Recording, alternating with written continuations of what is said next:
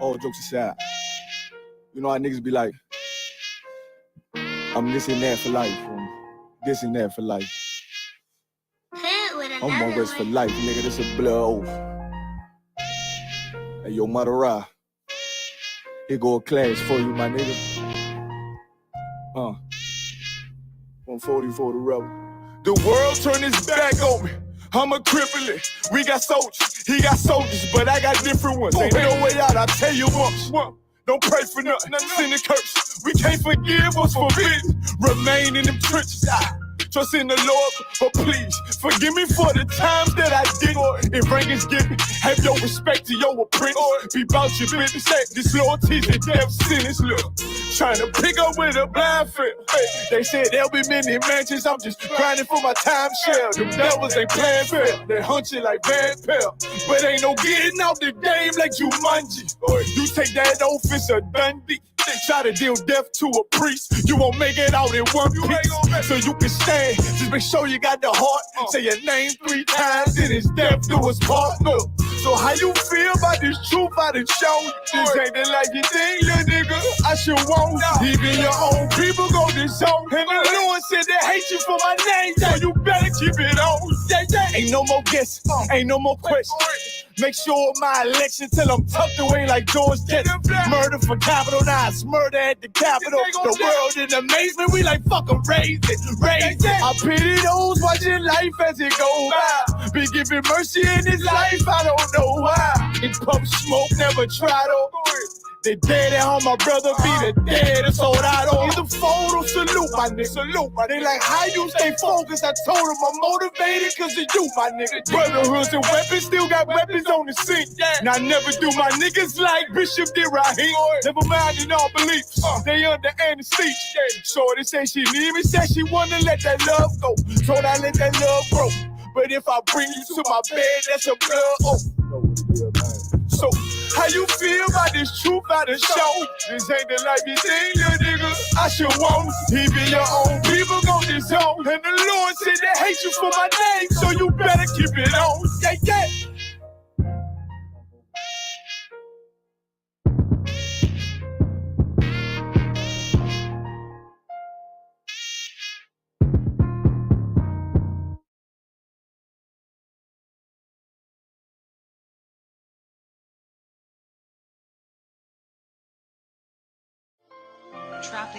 Dear Lord, I hope you hear my prayers. Because we really need you down here. From all the pain that we going through, we know that you real, so can you fall through? Father, have mercy when we call on you.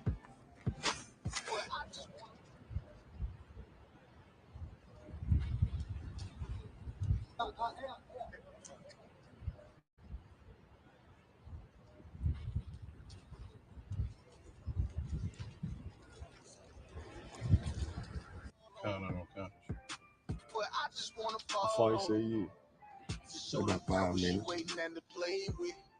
I raise my children up to say the same shit. Dear Lord, I hope you hear my prayers. Because we really need you down here. From all the pain that we going through, we know that you real, so can you fall through? Father, have mercy when we call on you. But I just wanna fall on you. To show the devils you ain't nothing to play with. I raise my children up to say the same shit.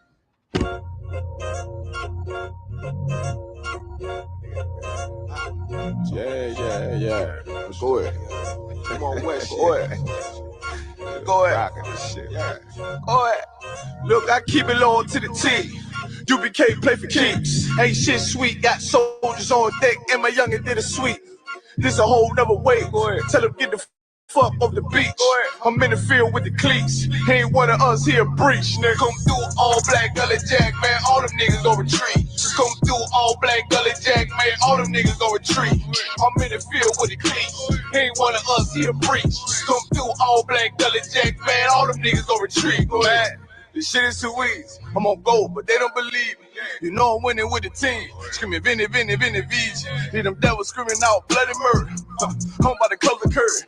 On my grind, bitch, I'm working. Sorry, all them lies, it ain't working. Them niggas weak, they be churching. I'm a West nigga, that's for certain. If he cross the line, I'ma back up and I'ma hit his ass with his virus. And I come through 300 strong, 144 Leonidas. All my niggas we eat. I'm in this bitch with the itis. Say all y'all do the street. Tell y'all let's do the street. If a nigga made the wrong move, he make his ass out the league. He ain't one of us hit the league. He ain't one of us here preach. Come through all black gully jack, man. All them niggas go retreat. Go ahead. I keep it loyal to the T. U.P.K play for keeps. Ain't shit sweet. Got soldiers on deck, and my youngin' did a sweep. This a whole nother wave. Tell him get the fuck off the beach. I'm in the field with the cleats. He ain't one of us here breach. Nigga, come through all black gully jack, man. All them niggas go retreat. Come through all black gully jack, man. All them niggas go retreat. I'm in the field with the cleats. He ain't one of us here breach. Come through all black gully jack, man. All them niggas go retreat. You see this look that's on my face, bitch, I'm for real with it. I hit the streets, put on my cleats, was in the field with it. You soft as cotton, just an actor, Uncle Phil with it. And then my target's on the move, bitch, I can still hit it. Hey, I speak true cause it's necessary. Gullah Jack revolutionary. Cold on them like January. Commander General is a visionary. Soul food, no sweets. Your preacher man, he's sweet. Matter of fact, he weak.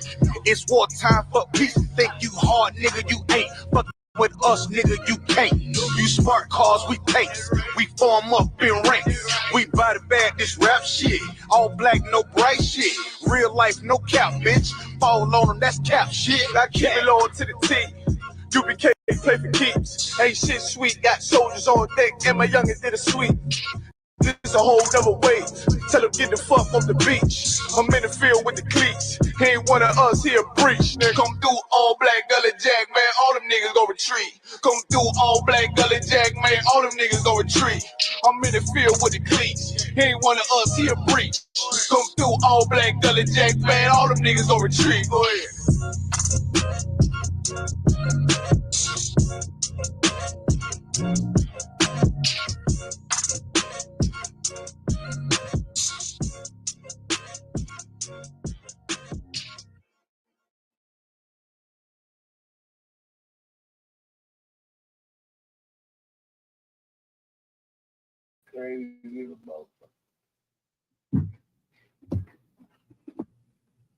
Check. Very interesting. He is. Shalom. Test 1 2 1 2. Hey, Slugger, sir, can you hear us in Durham? I can hear you. Can you hear me in Fayetteville? I hear you just fine. Slugger, let me get to the main stage. I hear you just fine. Most High in Christ. Our brothers ready to rock and roll? Con. Salakia, Officer Taban, who you got there with you? I thought I heard Officer Yanazar. Con, yeah, I got Officer Yanazar here as well. Salakia, I made a mistake, and I didn't know if you all were going to start the StreamYard, but I started one, and I sent out an invite, so you might have to resend out the StreamYard link, this link, to all the brothers, especially, you know, down in the islands and such. Oh, Con, no, I already sent this link out to everybody, so they'll probably notice, you know. Most High in Christ, yeah. Salakia. No, you don't sweat, bro. Brother trying to take initiative, you know what I'm saying? That's all right. Salakia. Well, let's go ahead and get started. Clap it up.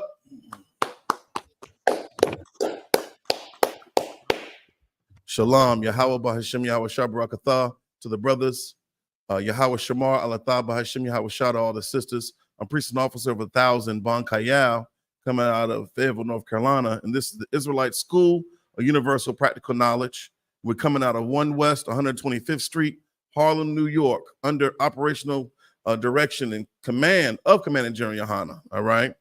And what we do in the I.S.U.P.K is teach daily life living skills to the so-called Blacks, Hispanics, and Native Indians according to the Bible.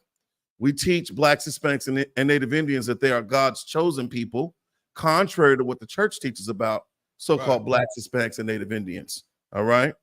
So today is the Tuesday night Brotherhood scripture breakdown class. And I'm going to try to hold it down in the spirit of the Lord until Captain of 13,000 Nayathaq joins into the class. All right.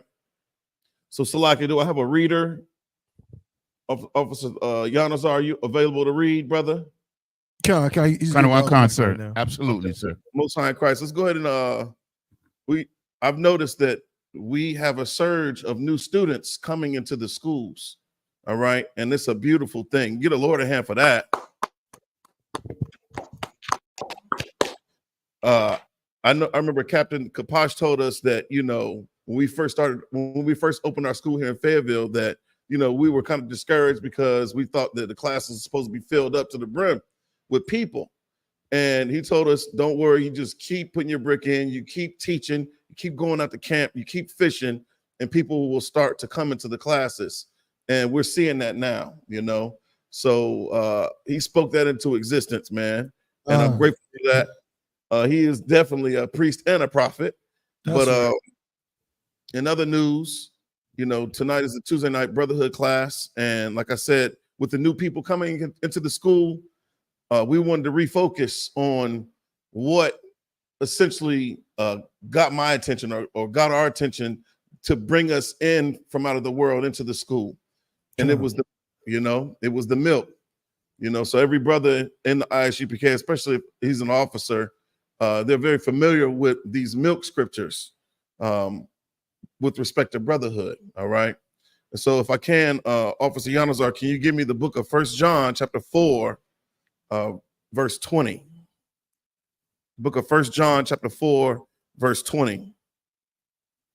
There's a lot going on in the world. Seeing what Putin said about America being their enemy, he declared that America is an enemy. So it's not a game. If you are in the Christian church or in the Muslim mosque, your pastor, your imam, your monk, your Buddhist monk has not prepared you for what's to come with respect to World War III. Your pastor, your preacher, your priest, imam has not prepared you, for the wars or the rumors of the wars that Christ forewarned us about. All right. Here in the I.S.U.P.K, Commander General YAHANNA has done an excellent job in informing us of what is to come, according to what the scriptures say. All right. So much so, we recognize the value in what's important right now.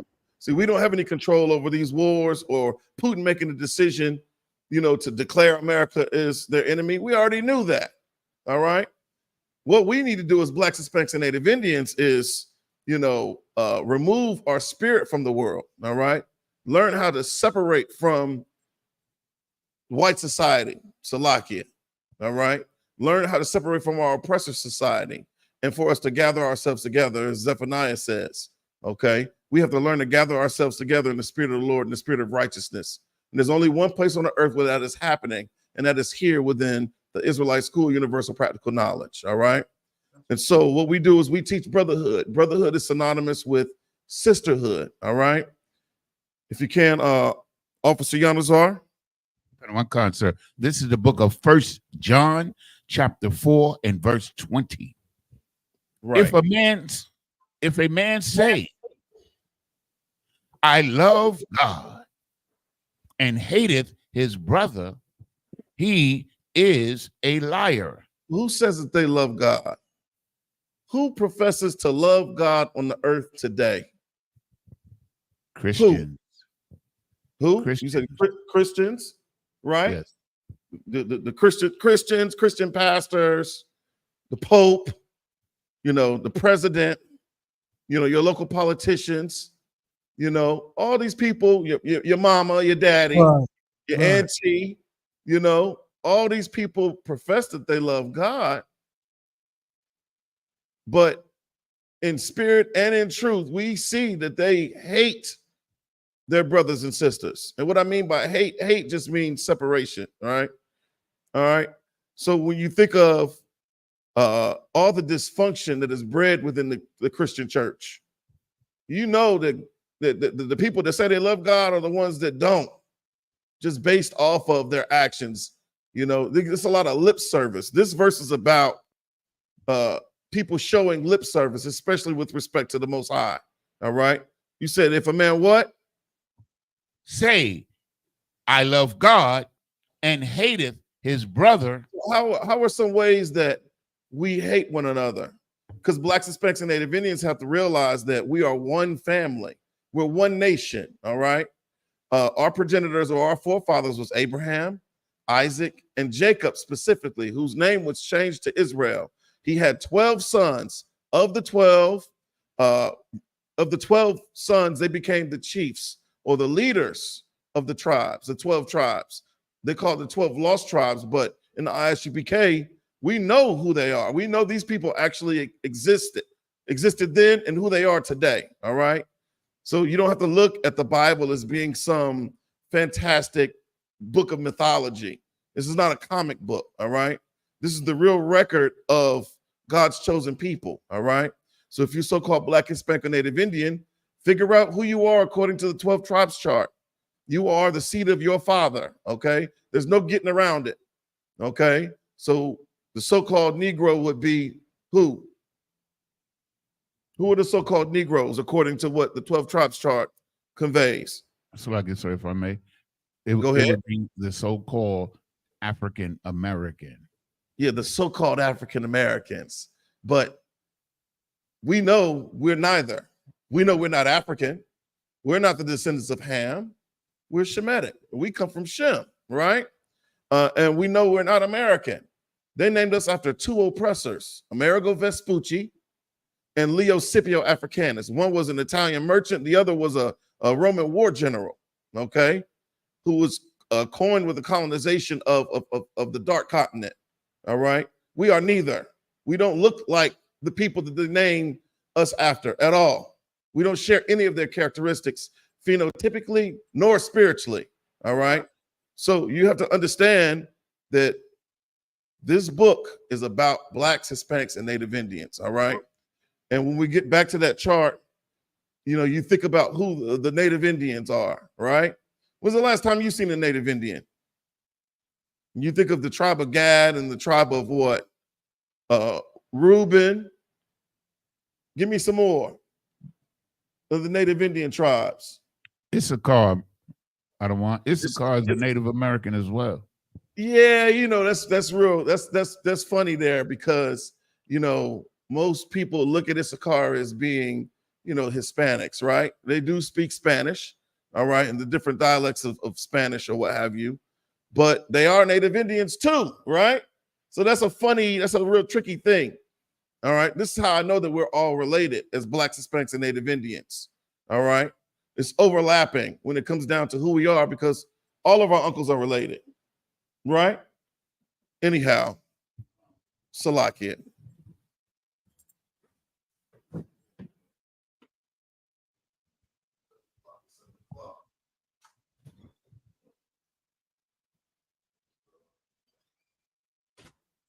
So much for thought. Oh, Salakia. All right. So tell them where you are again, Officer Yanazar. 1 John 4:20. Right. Read. For he that loveth not his brother whom he hath seen, how can he love God? Salakia, do me a favor and take it back to the top. I'm gonna slow roll this thing. For the people that are just joining, the people that are just getting here, we're going into some Brotherhood scriptures, all right? This is Tuesday night, and that's one thing that the world lacks, that the Christian church didn't instill in me when I was in the world. They didn't teach about brotherhood because the pastor was sleeping with who? Your mama, right? The pastor sleeping with somebody's mama, somebody's wife. You know, you got people stealing from the church. There's just so much against brotherhood that was not instilled within us, which is the reason why our communities are the way that they are, which is the reason why our households are the way that they are. I mean, we live and we're conditioned to accept abject dysfunction, all right, on every level. You think about where we live. You know, where do Blacks, Hispanics, and Native Indians live? I was just looking at a map of the churches here in Fayetteville, and most of the distribution of the churches were up and down Murchison Road, which is where most of the Black people in Fayetteville lived at one point in time. And it's one of the most torn down, dilapidated, underdeveloped spaces within Fayetteville. I mean, all up and down the street, you have empty, vacated businesses, man. And they are torn down, but the church is there. They got churches just about on every corner, on every block. They have done nothing but destroy the neighborhood. They have done nothing but destroy the community. Have done nothing but destroy our households, man, with the lies of the poison that they push. All right. You said we're in 1 John chapter 4, verse 20. Take it from the top, Baba Kushah. The book of 1 John chapter 4, verse 20. Salakia, If a man, Salakia, brother. We have Trooper Darash in the room, and he's going to take over. The water for reading, brother. This the book. This is the book of 1 John. Can y'all hear him? God, we hear him. This is the book of 1 John, chapter 4, verse 20. If a man say, I love God, and hateth his brother, he is a liar. He is a liar. He is a liar. Those Christian pastors are liars, man. Because they don't show any love to so-called Blacks, Hispanics, and Native Indians. They don't show love to their parishioners or to their congregation. It's all lip service, man. You know, they're lying. They're lying to their congregations. They're not giving you the truth of God. They let you eat whatever the hell you want to eat. They let you celebrate whatever the hell you want to celebrate. They teach a woman that if you don't got a job, you and your wife are unequally yoked, and they allow you to divorce so that you can remarry. They do all sorts of evil, and they blaspheme the word of the Lord, man. All right? They hate their brothers, all right? So the Bible's basically saying that they're liars. You're a hypocrite. You say that you love God, but you hate your brother. Keep reading. For he that loveth not his brother, whom he hath seen, how can he love God whom he hath not seen? Yeah, that don't even make sense. How you going to show love to some imaginary being when you got your brother that's real flesh and blood? He's walking, breathing, and eating just like you are, and you hate him. You're evil and despicable and vile towards him, but you believe in this imaginary being that you can't see. You truly don't believe in the God of this Bible, because if you did, you wouldn't be the way that you are with respect to the way you treat your brother. We're taught to love our brother as who? Who? As Christ did? Is that what you said? All right, Most High Christ, but as yourself, all right? So meaning I'm not going to do to you what I want done to me. Anyhow, drop that. Let's go to Matthew 25 and 40, man. Book of Matthew, chapter 25, verse 40. See who we got. Who we have in the class today? Who we got checking into the class today? Shout out to Sister Shardina, Sister Chelsea, Sapphire, Sister Arabaz in here. Sister Chantre is in here. Siana, Shardina again, Trooper Nadia, Priest and Officer Hawan, Priest and Officer 50 Hawan is in here. I'm gonna give him a hand. Yeah, right. Let's see who we got. Akal Sapar and David Oliver. Sister Summer, Kwame Parr's in the classroom. Sister Chelsea, Officer Quadam, and Siana. Most High in Christ. All right. Most High in Christ for everybody that's in the class, man. Tell them where you are, Trooper Darash. This is the book of Matthew, chapter 25, verse 40. And the king shall answer and say unto them, who is the king? Yahushai. Who? Yahushai. For the people at home that don't know who Yahushai is, because we speak the language, right? We speak the Lashawan Quadash, or the Hebrew, right? Who we ignorantly call Jesus Christ. Who we what? Ignorantly call Jesus Christ. Most High in Christ. The king says what now?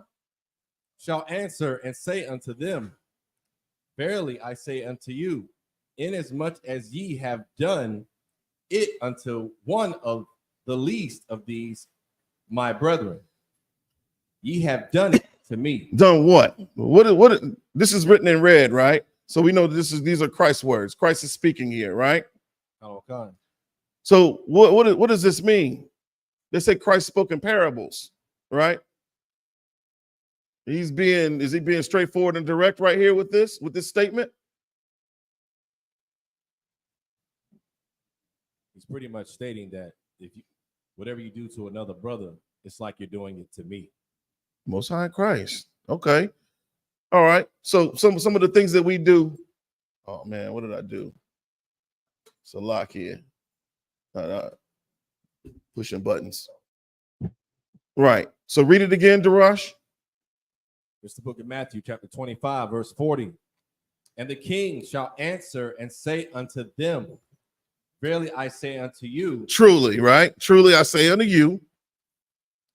Inasmuch as ye have done it unto one of the least of these, my brethren, ye have done it unto me. So who would be considered the least of these, my brethren? So who do we glorify? Who do we worship? Who do we hold in high esteem? Who do we honor? Who do we look at as being a high value man in society? Who?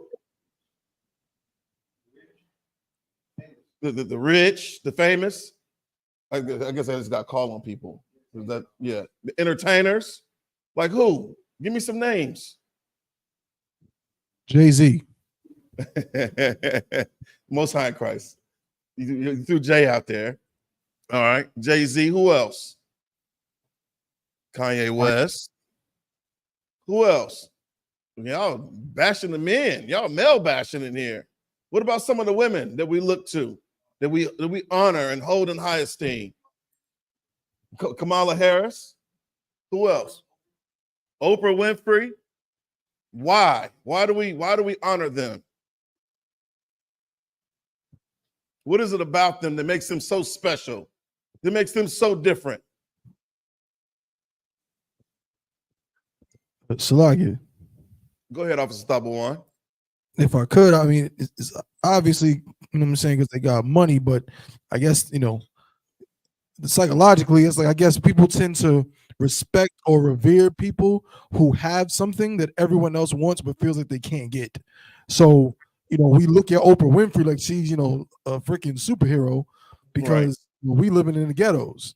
We, you know, we can't even rub two pennies together. We, you know what I mean, got a slave and damn near, you know, die just to make ends meet. And this lady is, you know, sitting up here with a microphone on a talk show, and now she's got billions of dollars. So we just revere those people who seem to have found some kind of loophole to get where we all wish we were. Damn right. Give him a hand. He's right. As usual, you know, but I'd raise you one. You know, is it because of who has given them their platform? Who's given them the stamp of approval? Right. Who's paying them? Who's giving them all this money and giving them this spotlight to have all this influence over the people? Is it because we're homeborn slaves and we accept whatever massa gives us as being valid or true? Right. You know, this is the danger of Christianity, because Christianity promotes, not only does it teach, it promotes the vain, false philosophy of white supremacy. All right. Just because the so-called oppressor puts a stamp on this person, that's more of a reason for me to look at them as being inadequate. I'm gonna look at you with the side eye, because why would our enemies, why would our chief oppressor give us anything beneficial? Why would they promote a person, you know, to give us anything that's going to help us advance? It's going to help us rebuild our society, rebuild our communities, rebuild our families. All the people that we just mentioned have had a hand in destroying our communities, destroying our families. Am I lying? Wow. Read the verse again. It's the book of Matthew, chapter 25, verse 40. And the king shall answer and say unto them, verily I say unto you, inasmuch as ye have done it unto one of the least of these, my brethren. Ye have done it unto me. All right, so we talked about the greatest in society at this point in time. Who would be considered the least? Who is the least of these brethren? Who? The powerless, the poor. The powerless, the poor. Who else? Let's be a little bit more specific, because you got powerless and poor in every facet of society. Come on, Right? Powerless and the poor blacks, Hispanics, and Native Indians. Damn right. Give Officer Giannis our hand. He's right. It draws another correlation there. Christ, identifying with, the woes of his people, the plight of his people. All right. All the things that white society has done to so-called blacks, Hispanics, and Native Indians throughout the course of time. Christ is saying, you've done it to me. You did all these things, all this wicked, all this evil. Think about the Trail of Tears. You think about the transatlantic slave trade. You think about what? Babies being locked in cages, put in internment camps, separated from their families in contemporary times.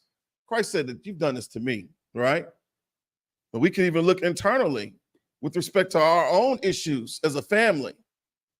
The things that we do to one another, the black on black violence or the black on brown violence. All right. Those are the things that Christ is speaking about, man. All right. So drop that. Give me John chapter 13, verse 34. The book of John, chapter 13, verse 34. Yeah. Yeah, Sister Chelsea said Beyonce. Yeah, the sisters, I knew they was going to call them out. Beyonce and Rihanna, the rich folks.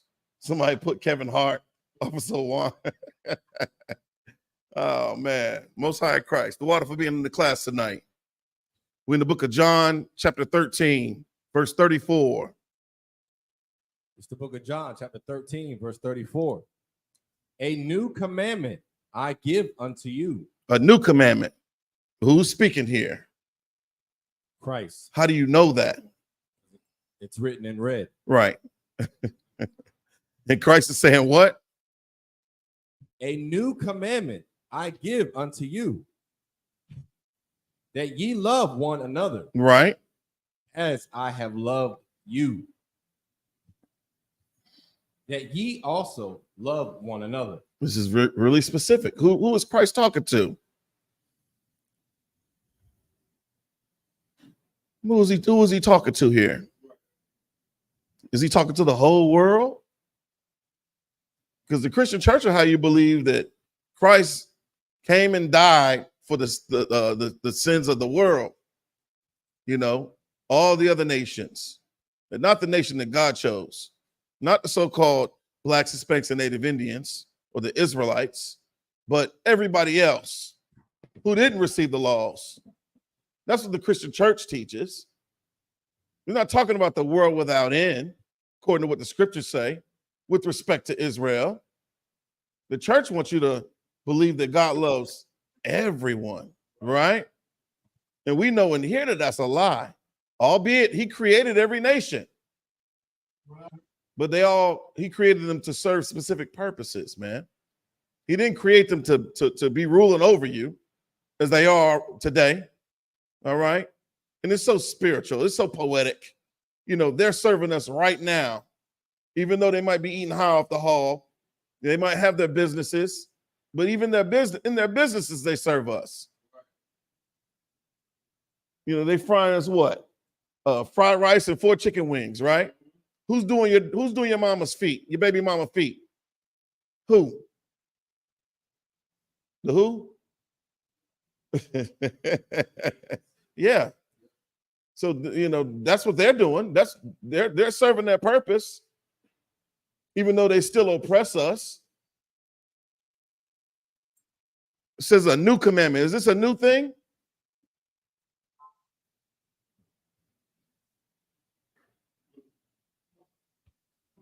Why would you say it's not a new thing?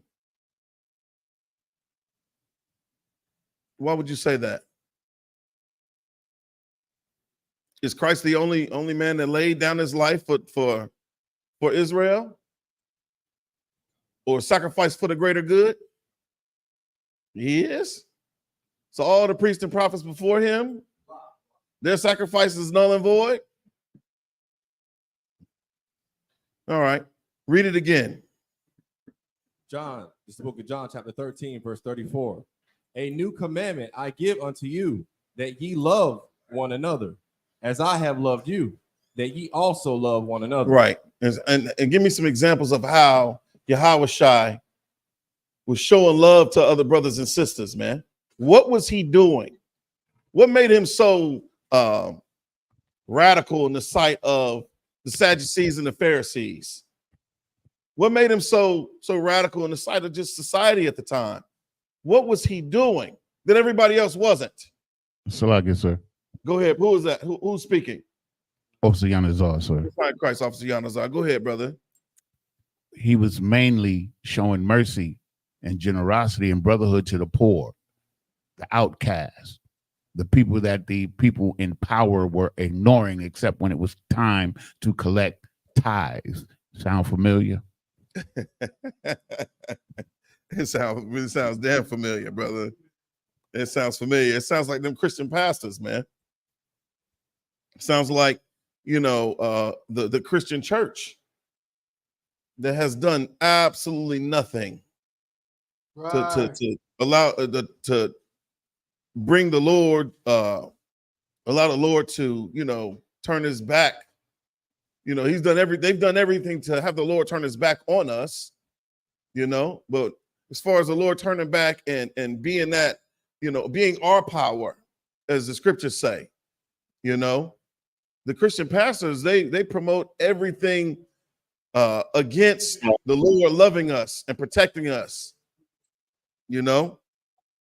So yeah, at that time, you think about the Sadducees and the Pharisees and just society at that time, it was unheard of for someone to show mercy, for someone to perform all the miracles that Christ was performing. I mean, what was he doing? He was giving sight to the blind. He was raising the dead.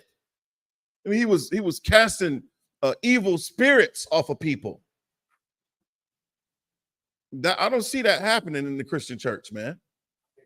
If anything, you're creating the walking dead. All right. All right, drop that. Let's go to Matthew 5:22. Oh, Salakia. Keep reading. We just read 34. Read 35. Tell them where you are. No, I'm Tawab. I got something. The water, brother. When the book of... This is the book of John, chapter 13, verse 34. A new commandment I give unto you, that ye love one another, as I have loved you, that ye also love one another. Right. Christ is just teaching a tenet of brotherhood, right? He set the example for brotherhood. He set the example for us to love one another. So much so, we know what Christ ultimately did for his brothers and sisters. Keep reading. Verse 35. By this shall all men know that ye are my disciples. By what? Keep reading. If you have love one to another. And this is the reason why we hearken upon brotherhood in I.S.U.P.K. This is the reason why when we go out in the street corners, we empathize with our people. We're not talking down to our people like those purple what do you call them? I want to flag. I want to get the video flagged. Yeah. The lavender lads or whatever you want to call them, they're out of touch with brothers and sisters because they're unbrotherly. They don't truly love the Most High Power. They don't show it in their actions. They're condescending and pretentious when they get on the podium or whatever. I don't even think they have a podium. I don't pay much attention to them because I don't give a damn what they're doing. All right. But I know what we're doing in here in the I.S.U.P.K. We are actually showing real, genuine love to brothers and sisters, man, that are despondent, that are oppressed, man. And we're trying to raise our nation up, man. It's the reason why we say Kwam Yasha Allah. All right. It means something. And it's an example. Our camp is not like any of the other camps, man. You come into the I.S.U.P.K, you know, this is the last bastion of brotherhood, man, on earth. You can join a Greek fraternity and sorority, and they're gonna paddle your ass and take all your money and be sleeping with your woman. All right. That's not happening in here, man. We truly do hold true to the tenets of brotherhood according to what Christ laid down, man. All right, drop that. Where we at? Going to Matthew. Who was that? I think Captain Nayathaq is ready. Oh, you see him? Put him up on the screen, Officer Yanazar. Cap has control. All right, clap it up. And I'm gonna pass the class off to Captain of 13,000. Nayathaq. I don't want to you know, I mean, stop him. He was going, but Tawada, Hakim, how you all doing? We Tawada about one. How you doing, sir? Good. You know what I mean? It's another day in hell. Damn right. All right, where we at? You know what I mean? Like I was just giving them some milk scriptures. Okay, Most High in Christ. On brotherhood. Yeah, we're gonna need that in these days. Damn right. These days getting extremely rough, and it's gonna get worse and worse. Biden done say for this whole just pertaining to the housing market, he said it might take like 4 years before they see some norm. You understand? And you know what I mean? Just picture, you know what I mean? You go in the grocery and things, you know what I mean? Prices just going up. Everything going up. Gas going up, everything going up. Your rent going up. But guess what? Your paycheck ain't going up. You understand? Which means it's fitting to get extremely rough. And the only thing that's going to save us in this timing is brotherhood. Why I say that? Why do I say that? What tends to happen in hard times? So like I said, the people who is being oppressed or losing, they're going to turn on each other to survive. Yes, and it's not just okay. Normally, what they say is in hard times we come together, but because we are destroyed as a people, we tend to turn on each other. You understand? Because we don't know who the enemy is. Right. We think the enemy, you know what I mean, is Tyrone, is your brother on the block. You know what I mean? With a dime bag. I think he's the problem. You understand? He is the problem, but there's a larger problem than that. Where is he getting it from? You understand? Why is he in this situation? Why? Right? Give me every kind like it's its own. All right. Is there any questions?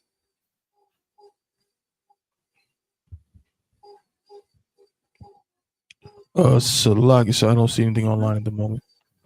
Salaki, sir. Oh no, actually no. Salaki, I do see one question. Salaki, sir. Come on, who have it for me? Can Salaki, sir, can you hear me? Like I said, this was about to start one. I wanted to know for anybody because it's a question I asked. I believe I have the answer, but I just wanted just for anybody else that doesn't know, what's the circumstances that you have to be, or what's the criteria to be called a deacon according to the Bible, and what's the criteria? What's the difference between a deacon, a priest, and an apostle according to the Bible? Like, okay, do you have the scripture of I got it, sir. Okay, go ahead. Come on, sir. This is the book of Ecclesiasticus, chapter 13 and verse 15. Every beast loveth his like. Okay, not that one. The one that Baptist I want asking for. Just hold that for a minute, right? Come on, sir.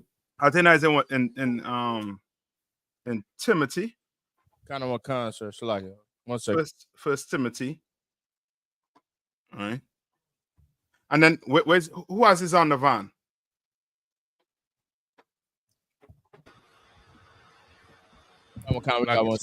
So Yanazar has one. All right, what you wanted to know now? I think it said deacon. 1 Timothy 3 and 8. Go ahead and read it. Come on. It is like it's 3 and 12. It says, "Let the deacons be the husband of one wife, ruling their children and their own house as well." So hold on. So that deacon there, what is that speaking of right there?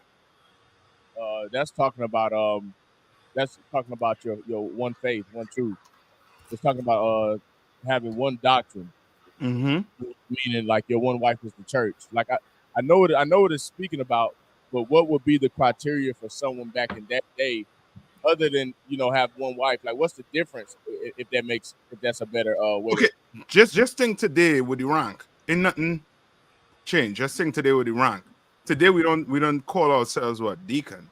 Kind of a concert. You understand? Or apostles. We don't call ourselves apostles. But no. What would that be? I believe it was before.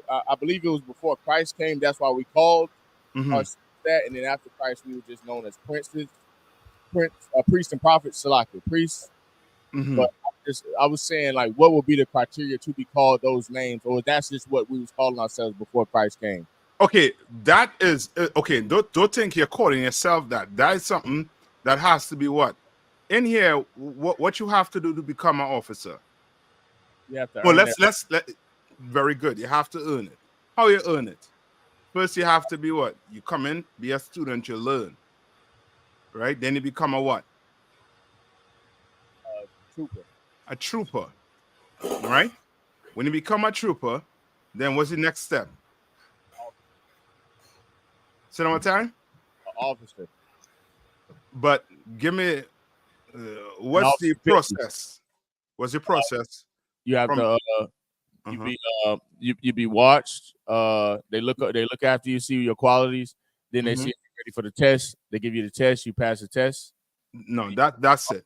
Don't you're breezing over it because it seems as if it's you accomplish it, so you don't see the you may not see the, how to put it, that it's a reason why, you know what I mean, you ain't feel like Christian church.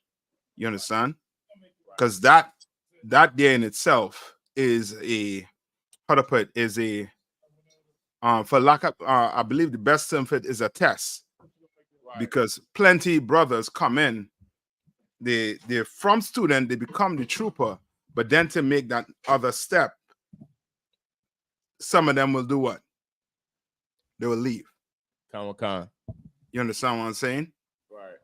So, of course, back in that time, and also to Paul and them, they of course, I'll say Peter and them, they had their way of doing what? Of seeing whether this brother is a what? Should be called a what? A deacon. And you're reading about a person who would be considered for that position. That person will have to be what? Read it again. Let the deacons be the husbands of one wife. So that he has to be the husband of what? One wife. Not meaning what? Not married to one woman, as you were saying. He had to be what? His business had to be all about what? Christ, the Most High. Okay. All about saving his people. Lock it, sir. Come on.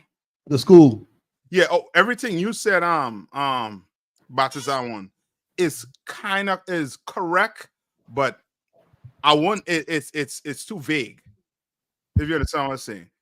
Here's what Kawal say. Your business is about this school. Right. You understand?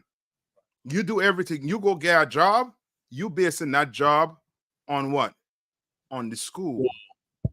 You understand? So now you're not going to take a job that's going to what? Take away your time from doing what? From your office. Right. You understand? So a deacon, he had to be what? He basically was in charge of a what? A school. You understand? Right? Right? So come on. So what would make you called an apostle? Apostle, no. Look up the who has it on the van? I got it, sir. All right. Read. Apostle. Mm-hmm.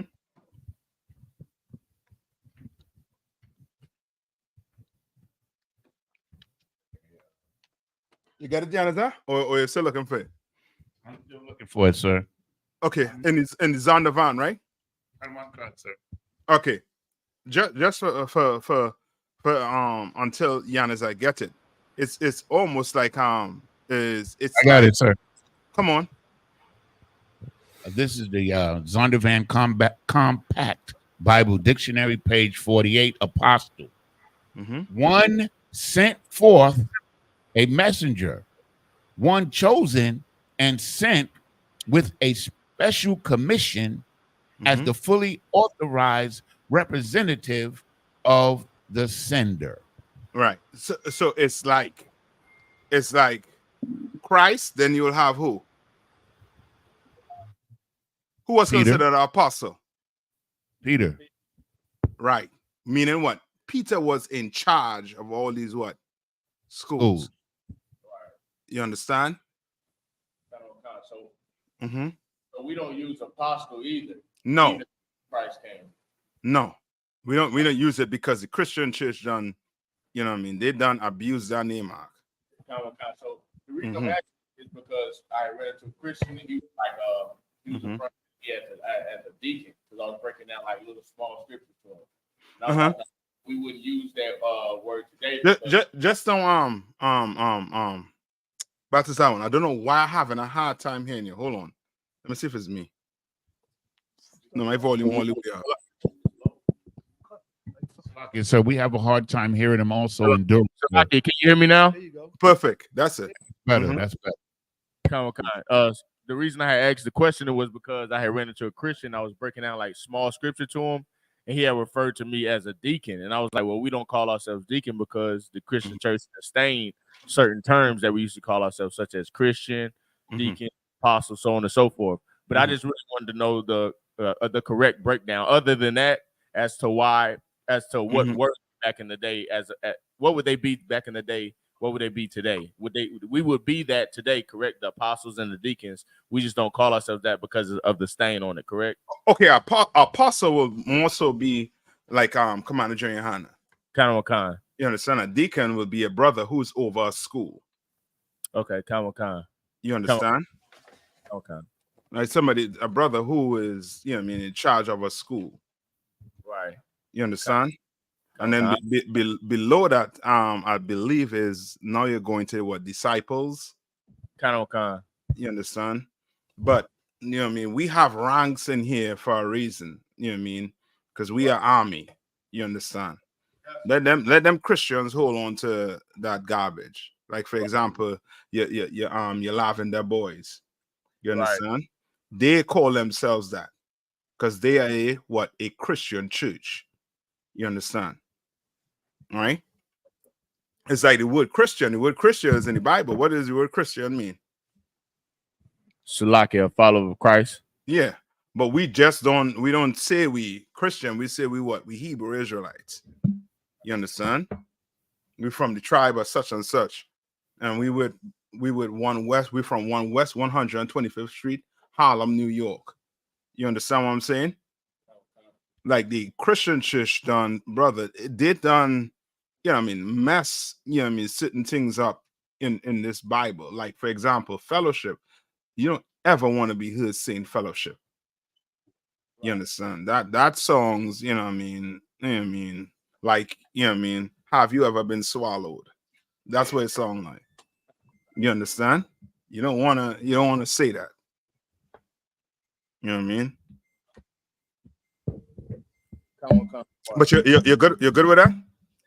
Kind the water. All right. Okay. Anything? Salagi, sir. Come on. You have a question online? Sister Shantae Mystique says, Salakia Adawan, is listening to gospel music a sin? If so, why? Okay. Is listening to gospel music a sin? Akim, is it a sin? Sir. Sir. But you don't want to be caught listening to that in here, right? Calm, sir. All right. Okay. You want to this is nigh on to that scripture of Amos 5:23. Yes, I'll take read that. Book of Amos, chapter 5, verse 23. Take thou away from me the noise of thy songs, for I will not hear the melody of thy vows. But let judgment run down as waters, and righteousness as a mighty stream. Yes, you understand? Like you know what I mean? Gospel music, you know what I mean? I would not, you know what I mean? I would not play that at any Israelite gathering. You know what I mean? If you want to be in your room and you know what I mean, turn it on, please do that in your privacy. You know, put your earbuds on or whatever. You don't want to ever be heard listening to gospel music in here. Okay. You understand? So like I said, come on. Because you also say like the spirit, like the music itself may not be a sin, but the spirit, like those Christians claim that that's God's music. Yes. That's yes. not God's music. Okay. Yes, you could very well say that. The spirit on it is, it's like remember the question, I think what's his name? Iraq had, I think it was 2 weeks ago. You remember the question Iraq had? It's like I think it was last week, sir. No, it was last week. No, it wasn't last week. You mean the one about dyeing the hair and everything, sir? Yes. Right? Sir. Right? That is the I think we had pulled the scripture where it said abstain from that which seems evil. All appearance of evil. Appearance of evil. All appearance of evil. You understand? Why? Because why? You dye your hair pink. What you telling me? What were you screaming out telling me?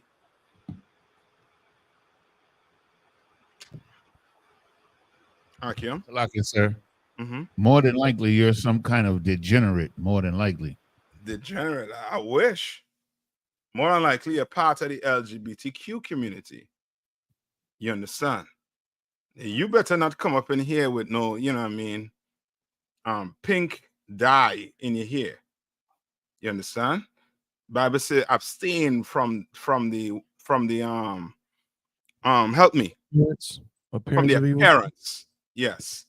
You don't want that. You don't want to be listening to no gospel music, knowing that, you know what I mean, men like Kirk Franklin, you understand, trying to claiming that they're singing song unto the Lord when you know they're not. The Lord don't want to hear your noise. You understand? He don't want to hear that noise. You know what I mean? Give me some good old rap music. You understand? Some hardcore. And thank the Lord for the brothers and them in the truth who bringing out that music, that real thing. Come on. So like I said, that's a heavy point you made too. But that gospel music is really sometimes it's really so much not what them singing is what they're singing about. It's the content of them lyrics. It's like a slave defeated song.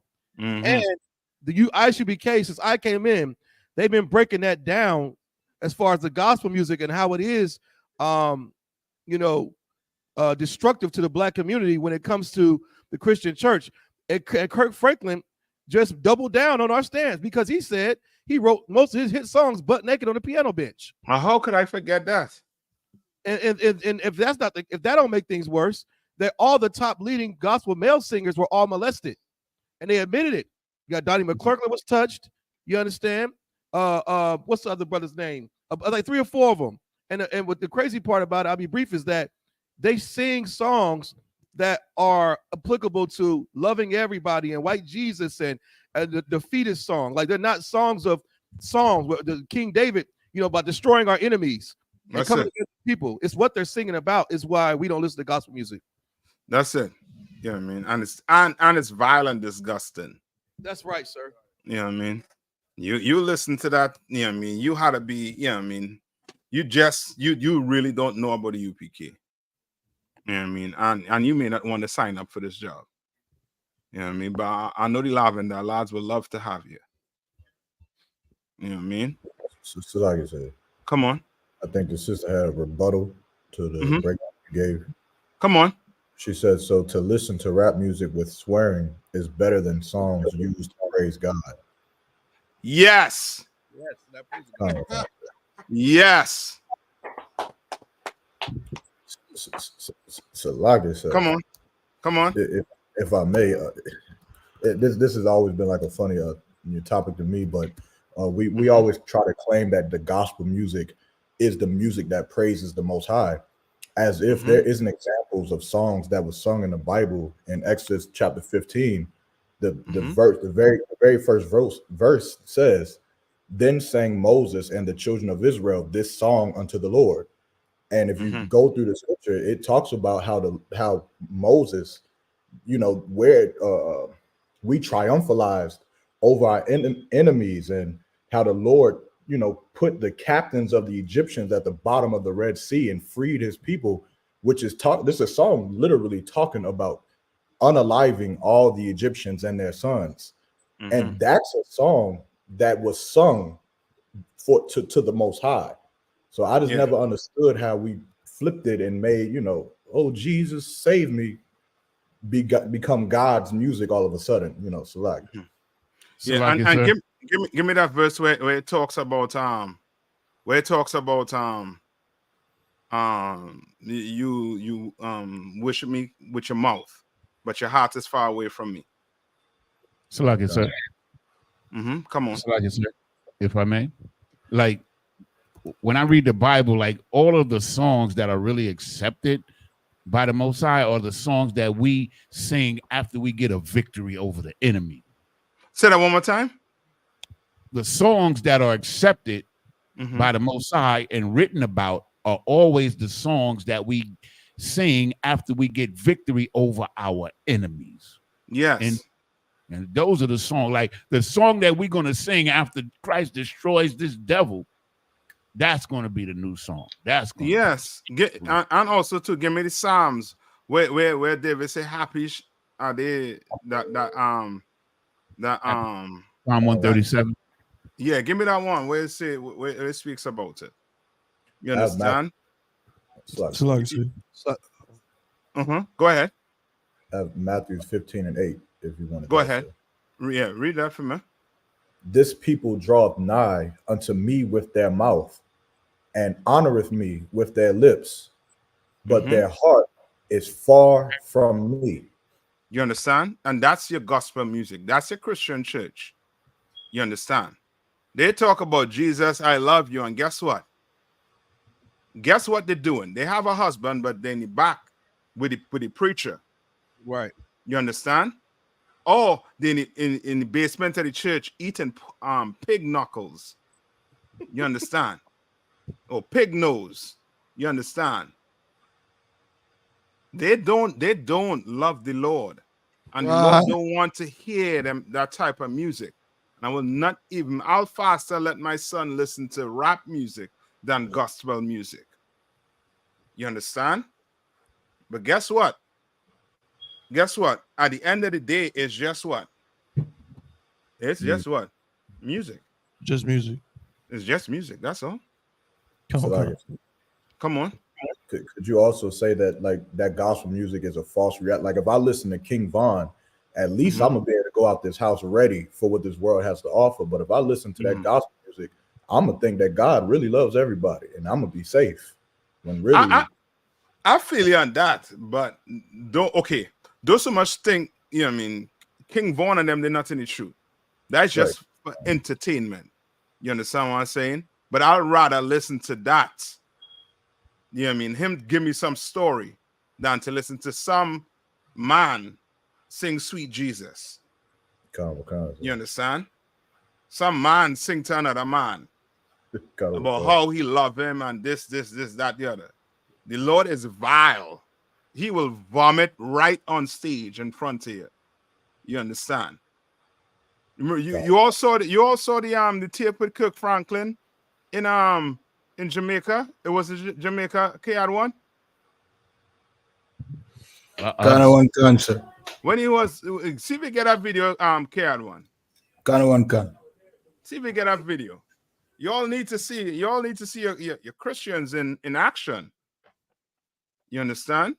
But give me that one. I'll talk. Somebody have another scripture there for me.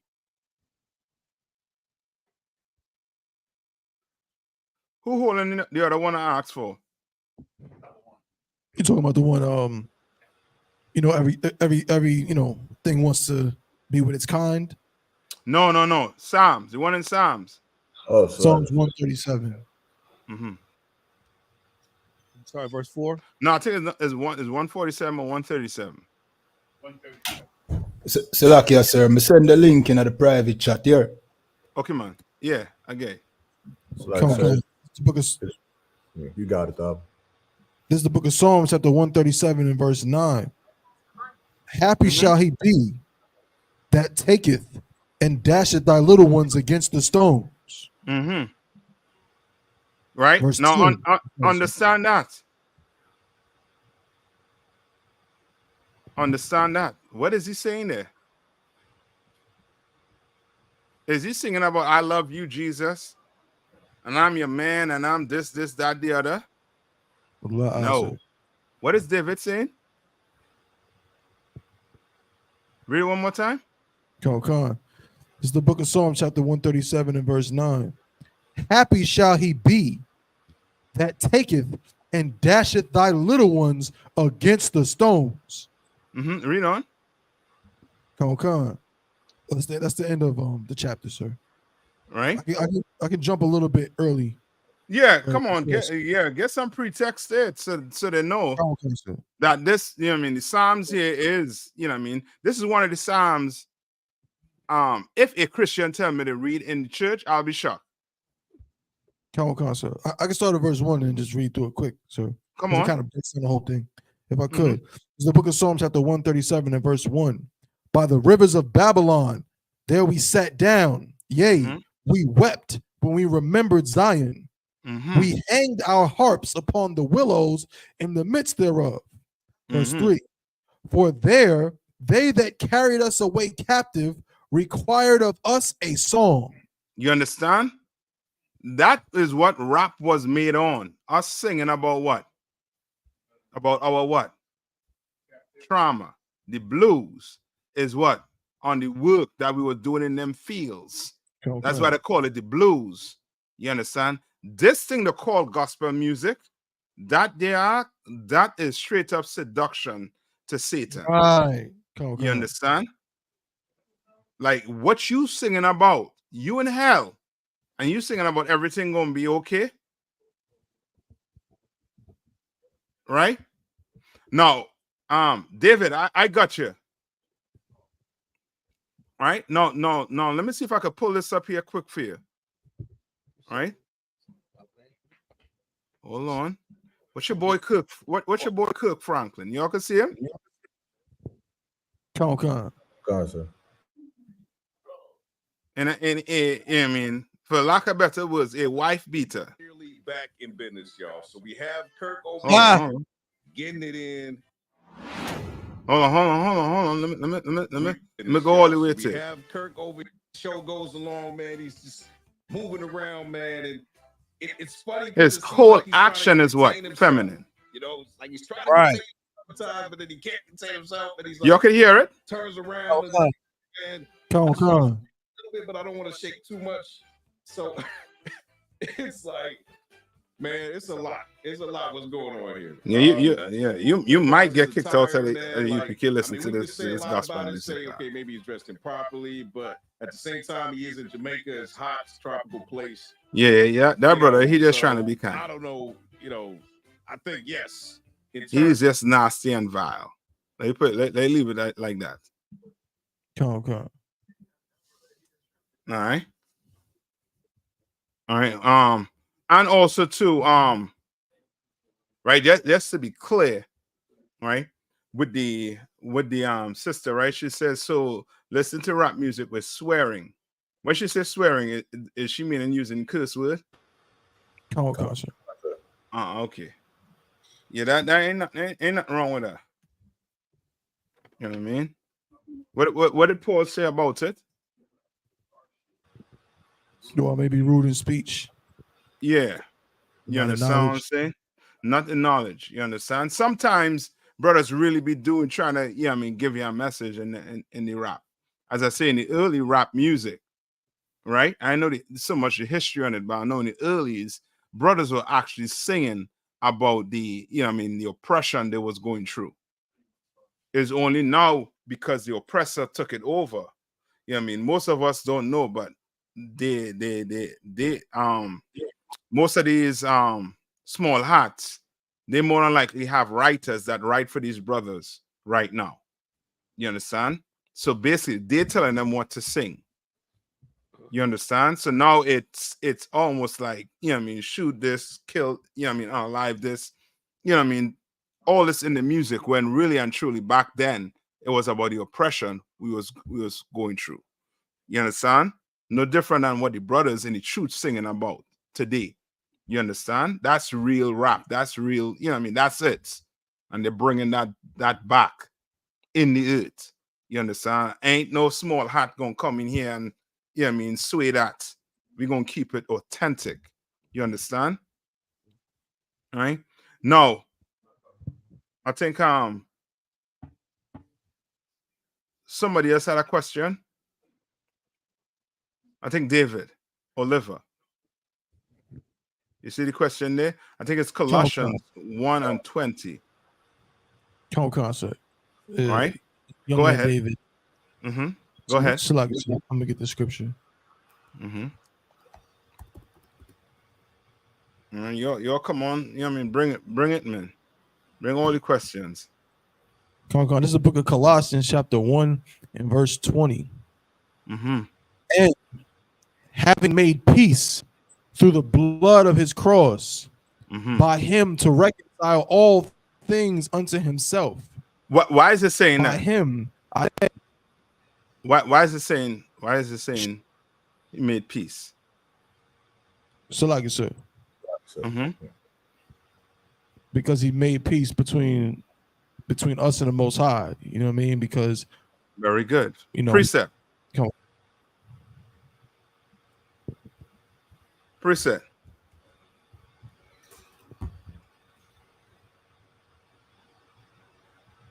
So I'm not sure this is the one you want, but I got one right here. 1 Timothy chapter 2 and verse 5. What does it say? This is the book of 1 Timothy chapter 2 and verse 5. For there is one God and one mediator between God and men, the man Christ Yahushua. Okay, I would take that, but I'll take something before you go to that. So like I said, could you also say that he made peace between between Israel, like the northern southern kingdom, the Gentiles, because of I think in Ephesians. Okay, but it says the blood, so which means Christ did what? He died, sir. He died. So with him dying, it's understood that we know that he died for who? The blacks, Hispanics, and Native Indians. But he made. Go ahead. Could it be Hebrews 9 and 15? You're getting close. Read it. The book of Hebrews chapter 9 and verse 15. And for this cause he is the mediator of the New Testament, that by means of death for the redemption of the transgressions that were under the first testament, they which are called might receive the promise of eternal inheritance. I'll take that. Skip to verse 22. Concert. This is the one the verse I was talking about. This is the book of Hebrews chapter 9 and verse 22. And almost all things are by the law purged with blood. Say that one more time. And almost all things are by the law purged with blood. What did Christ do? Purged us. Sir. With what? With his own blood. You understand? So he brought what? Read that. Finish that 22. And without shedding of blood is no remission. You understand? That's why Christ had to what? Go up on that cross to give each and every one of us a second chance. You understand? Come on. So in Ephesians, Ephesians chapter 2, verse 12, it says that that at the time ye were without Christ, being aliens from the commonwealth of Israel, and strangers from the covenants of promise, having no hope and without God in the world. Verse 13. But now in Christ Jesus, ye who sometimes were far off are made nigh by the blood of Christ, for he is our peace.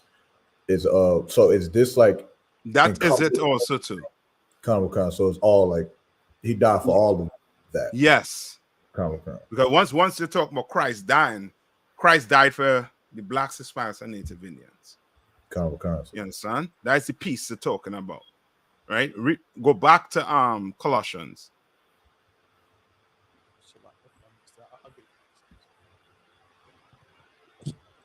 So, like I said, this is the book of Colossians, chapter 1. Go back to verse 22, sir.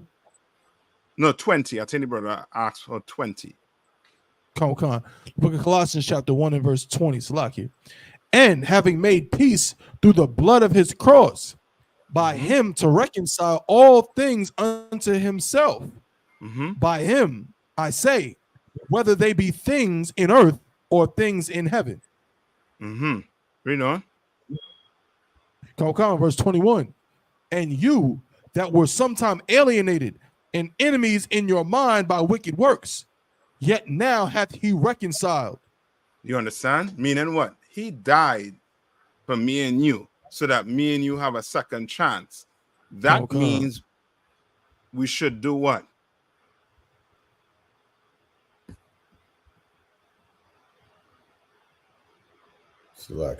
What is that next part saying? Read on. No, not read on, but go ahead. What are you going to say? Yarmak, Salaki. That he died so that we should obey the Most High. Yes, or follow Christ, follow him. You understand? That's what it is. That don't mean he died so we have a second chance. We should now go be what? You know what I mean? LGBTQ. That don't mean we should now go eat pork, crab, shrimp, and lobster. That don't mean we should go commit adultery. That doesn't mean that. That means we're going to have to what? Stop sinning. You understand? And I think somebody asked, what is a sin? Did somebody ask that? All right. All right. What is a sin according to the Bible?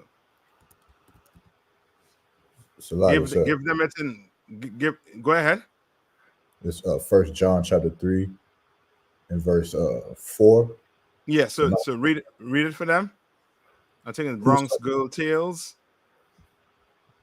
So 1 John chapter 3 and verse 4. Whosoever committeth sin transgresseth also the law, for sin is the transgression of the law. Right? For sin is the what? Transgression of the law. Yes. So for you to sin, you have to transgress a law according to this Bible. You understand?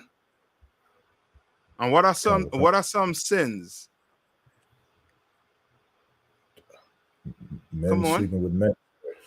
Yes. That's fornication. Right? Unlawful sex. Right? What again? Salaki, sir. Witchcraft. Right? Meaning what? Brothers. Drugs. Yes. Brothers and sisters in that drugs business. Also, right? sir. Come on. Worshiping other gods is a sin. Yes. Worshiping other gods, meaning you being a Christian. That's sin against the Lord. Right? What again? Come on. Breaking the dietary laws, crab, shrimp, and lobster, pork. Yeah. Yes, that's a sin. What again? Salaki, sir. Being a drunkard. Yes. That don't mean you can't drink, but being a drunkard. Meaning you on the side of the road with a bone in your mouth and a dog is fighting you for that bone arc. You are drunkard. And that's a sin. You understand? You come on. Putting away your wife or your husband. That's what? What do you call that? That's adultery. Yes. When a man puts away his woman. That's a form of adultery. I say not form, but that is adultery. You understand? Right? When a woman leaves her man and goes sleeps with another man, that's what? Adultery. You understand? And what again? Like, sir. Uh-huh. Yeah, pride, greed, you know what I'm saying? Pride.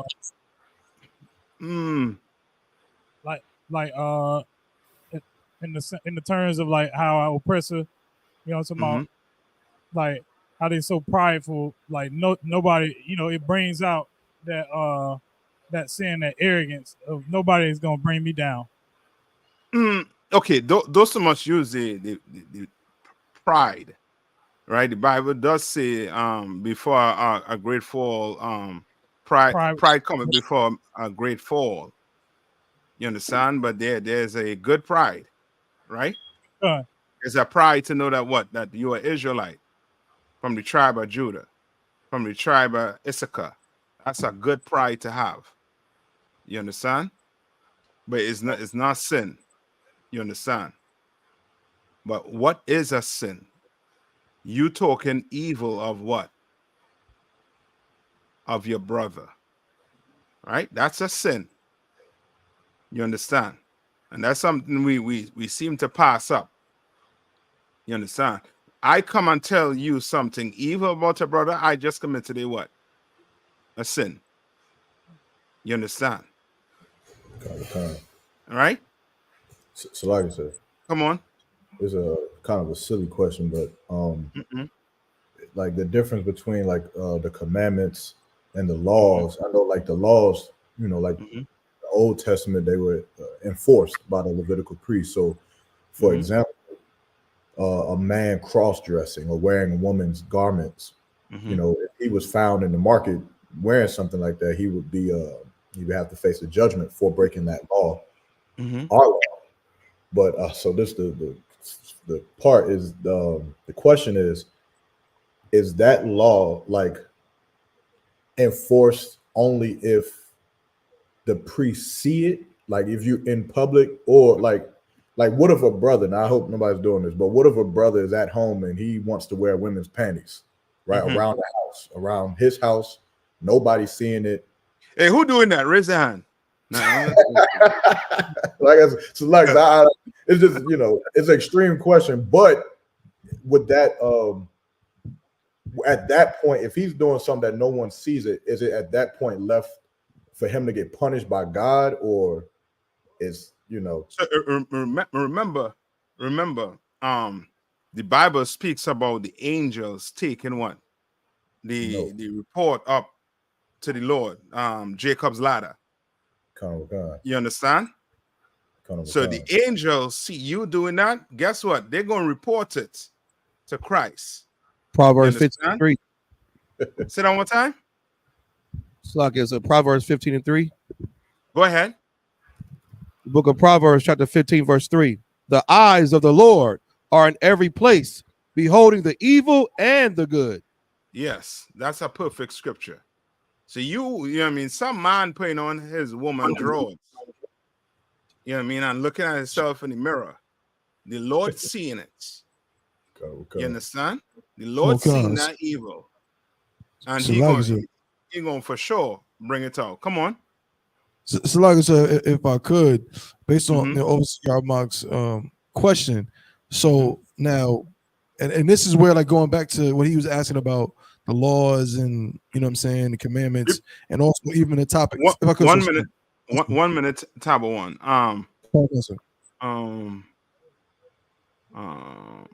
What's his name? Oh gosh, wait, Salakia. Akashka, get John 3:19. Yeah, go ahead, Tabo one, Salakia. Come on, sir. So again, I'll try to be brief, but going along with that, and it relates back even to what we was talking about. You said before with the dyed hair and appearance of evil. Even I know the other week we was talking about, you know, certain foods that technically aren't unlawful, but you know, different things like that. So, you know, a brother wearing a woman's panties in the house, there's a certain imagery of that where it's like, okay, you can say for sure he's breaking the law where he's being effeminate. He's breaking the law, you know, that says that a man shall not wear that which pertaineth to a woman and so forth, right? Yes. But it seems like that same scrutiny, like, you know, okay, like I might go to the Nike store and buy a pair of basketball shorts in the men's section, right? Yes. After 3 or 4 years, I don't wear them shorts no more. You know what I'm saying? And a brother's rib might throw on his basketball shorts to wear around the house. And if that imagery it doesn't conjure up the same thoughts. So it's hard to say whether that would be equally a sin as a man wearing panties in the house. You know what I'm saying? But it's like I'm a little unsure on how to articulate whether there is a difference or like, hell no. If she in the crib wearing my basketball shorts, you know, she might face the same punishment, you know what I mean, as a brother wearing some panties. You know what I mean? I'm trying to understand how to articulate that. Okay, to articulate like that. Okay, so it draws, all right, a panty, right? Can we clearly see is it for a woman? Con out of one con. So men wear, you know what I mean, drawers or boxers. Women wear what, panty or, you know what I mean, whatever they want to, you know what I mean, Victoria's Secrets, right? Now, do basketball pants, right? So you have your men basketball pants, your female basketball pants, right? Now, it's a pants, right? Would you put on a woman's basketball pants and walk around the house? La. No, you would not. You understand? No, your woman, she might, as I say, she might pick up your what? Your basketball pants and wear it. Why would she be doing that? Because she wants to wear it? Like you, sir. Go on. Women just women just different when it comes to stuff like that. I think there's a certain amount of grace. You know, they just want to be inside of you, damn near. They remind you the smell of the hoodie. Yes. They miss you. They love you. They put on your shirt. Yeah. You're not there. They put on your shirt or whatever. They feel like you're with them. You know. Yes. If they can't get you physically, they want a piece of you. It's not the same as some Negro putting on some panties at all. Another precept too. Go ahead. Ecclesiasticus chapter 23, verse 19.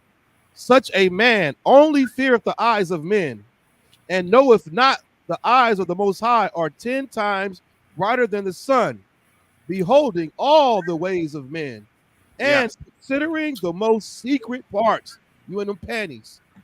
Yes. You understand? Now, how when the basketball shorts around the house, ain't nothing. You understand? Okay. But you know what I mean? You trying to put on panties or she trying to put on, okay, she dressing like a man and leaving out that house. No, something is up. You know what I mean? As I say, sometime a woman, she might, you know what I mean, a woman, she might put on a man shirt because he's not there. Just for the smell. Or just, you know what I mean, get it and, you know what I mean, sleep with it. You understand what I'm saying? Okay. But that ain't like, you know what I mean, a man putting on a full-out drawers. Your woman, she ain't putting on your drawers. It's like it, sir. Come on.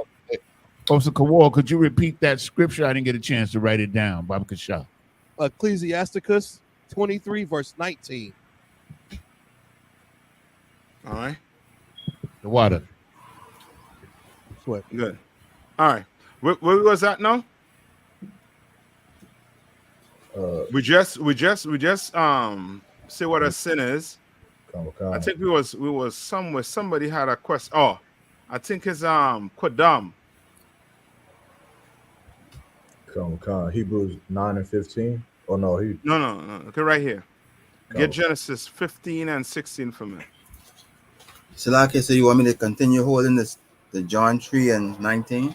Oh no, read that. Yeah, read that one for me also too. Salaki, Tawada. This is the book of St. John chapter 3 and verse 19. And this is the condemnation, that light is come into the world, and men love darkness rather than light, because go ahead. Because their deeds are evil. Because their deeds are what? Evil. evil. You understand? And I can't remember if it's around there where it says whatever you do in the dark is basically gonna come, is gonna come to the light. Come, sir. Come on.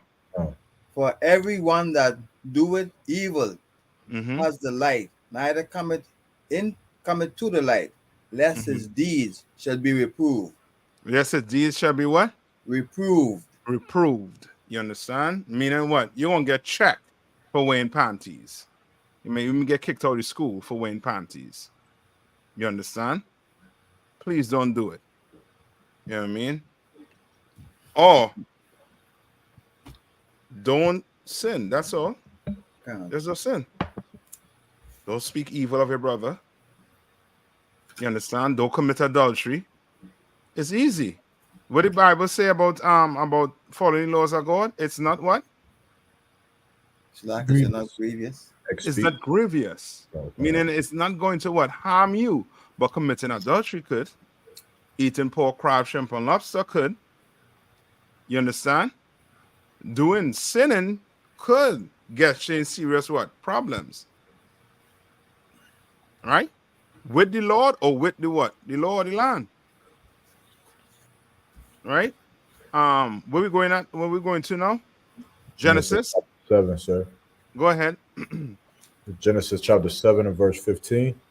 Mm-hmm. And they went in unto Noah, and they went in unto Noah into the ark, 2 and 2 of all flesh, wherein is the breath of life. Verse 16. And they that went in male and female of all flesh, as God had commanded him. And so read that part over again. I think his question is the breath of life. Concept. Mm-hmm. Verse 15. And they went in unto Noah into the ark, 2 and 2 of all flesh, wherein is the breath of life. Where? Where? Inside the ark, sir. So what's the breath of life? Inside that ark, sir. Go ahead.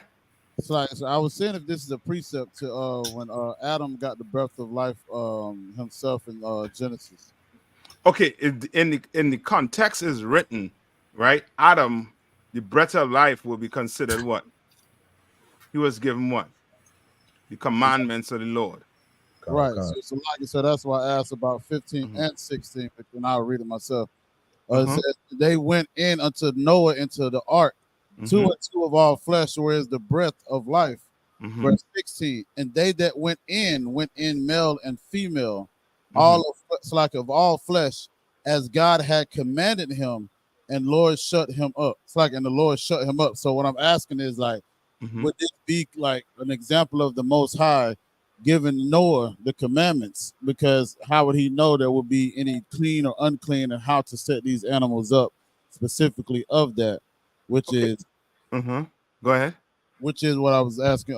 Is it saying that the breath of life is the command? Lost as the commandments. Okay, but remember also to what you're going to be saying is that Noah didn't have the breath of life before the ark. Okay, He knew the law. He knew what was clean, was unclean. So the breath of life just meant that if it was none, that boat ark, where it was unalive.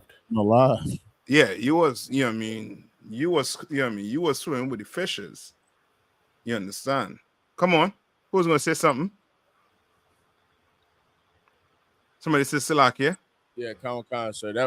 That breath of life will be referring to the knowledge of what the Most High, the order, sir, if I may. The knowledge of that order that the Most High gave him at that time. Okay, it's the order, but more so them being on that ark. That's the life right there in itself. You understand? Okay. All right. Skip up one verse. Sir. This is Genesis chapter 7 and verse 14. They and every beast after his kind, and all the cattle after their kind, and every creeping thing that creepeth upon the earth after his kind, and every fowl after his kind, every bird of every sort. All right, read on. Verse 15. And they went in unto Noah into the ark, 2 and 2 of all flesh, wherein is the breath of life. Read on. Verse 16. And they that went in male and female of all flesh, as the Most High had commanded him. Right. And so when they say of all flesh, meaning what? Meaning the Lord, remember. Okay. Who was Noah building the ark for?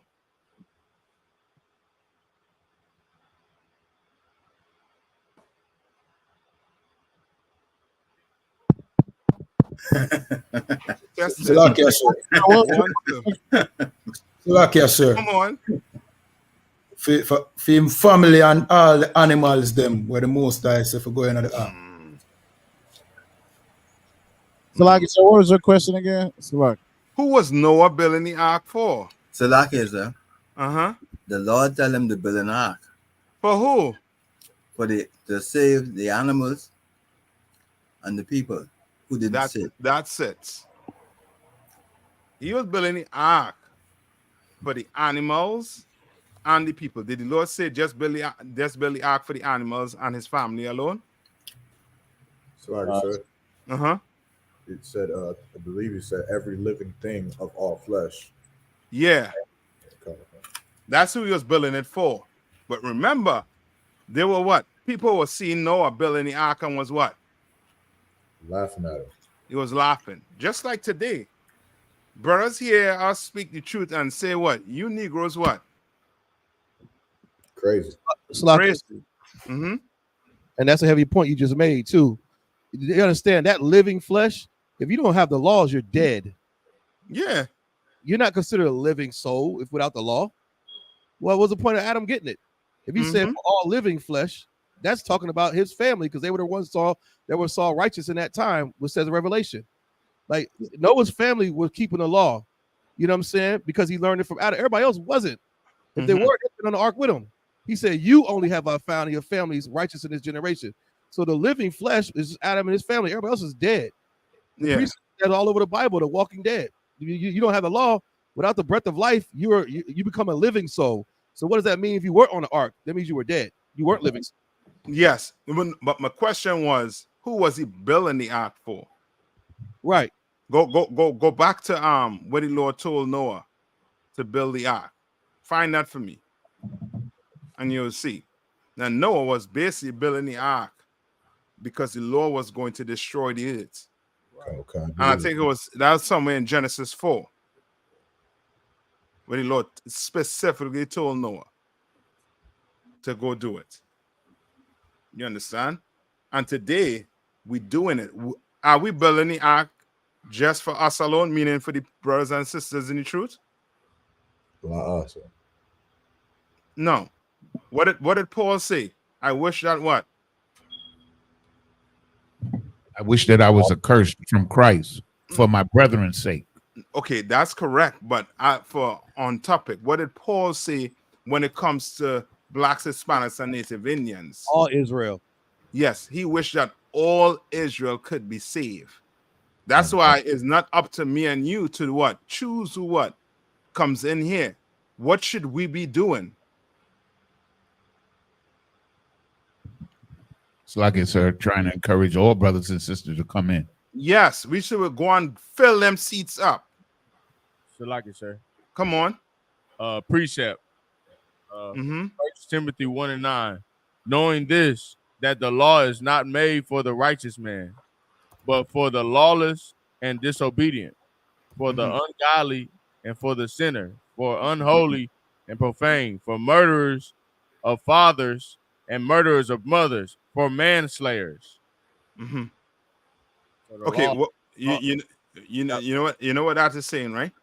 Kind of kind. The law is not made for us being the I.S.U.P.K, the brothers and sisters that know the law, statutes, commandments, that do them, that follow them. The law is for them that don't do it. Meaning what? What law is that talking about?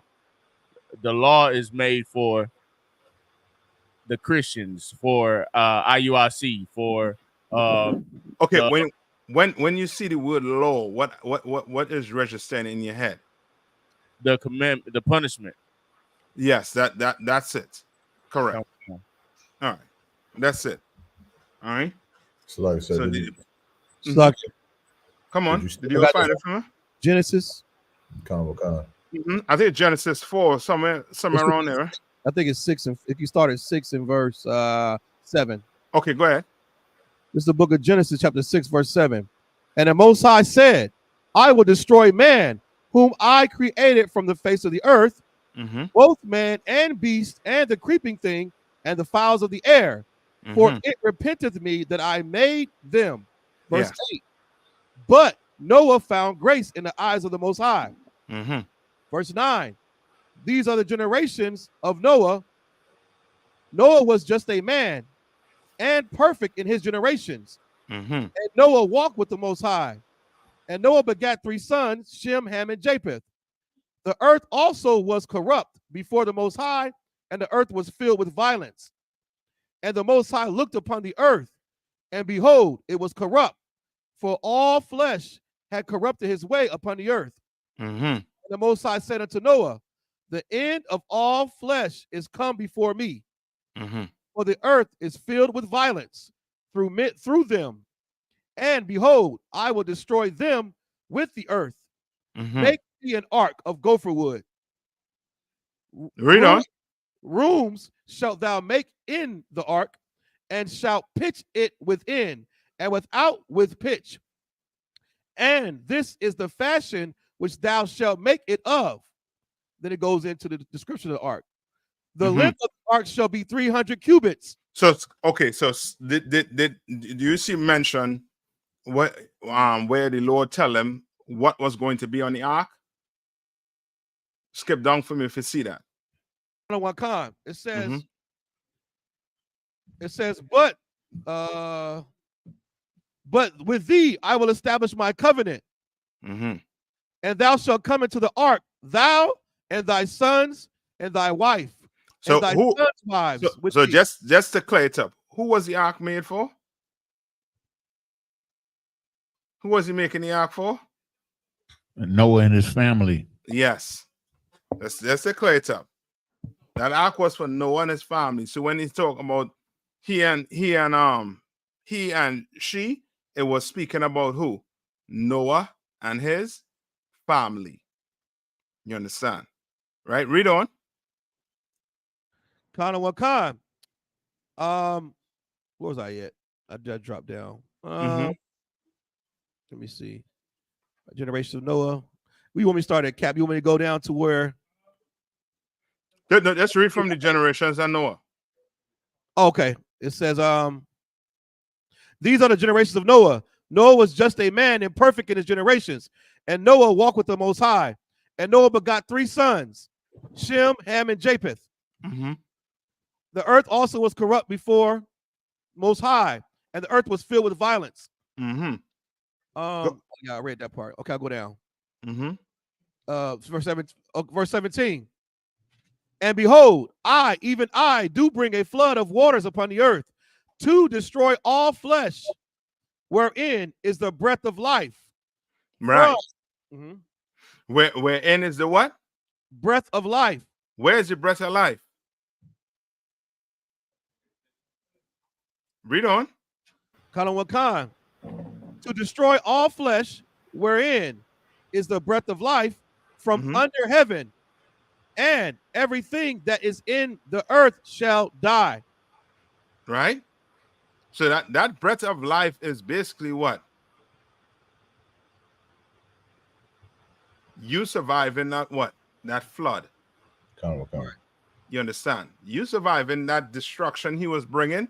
He was basically calling it what? The breath of what? Life. Read on.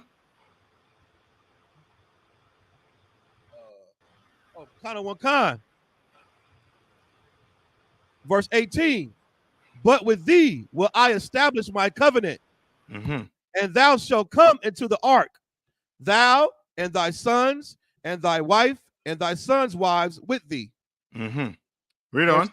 Verse 19. And of every living thing of all flesh, 2 of every sort shalt thou bring into the ark, to keep them alive with thee.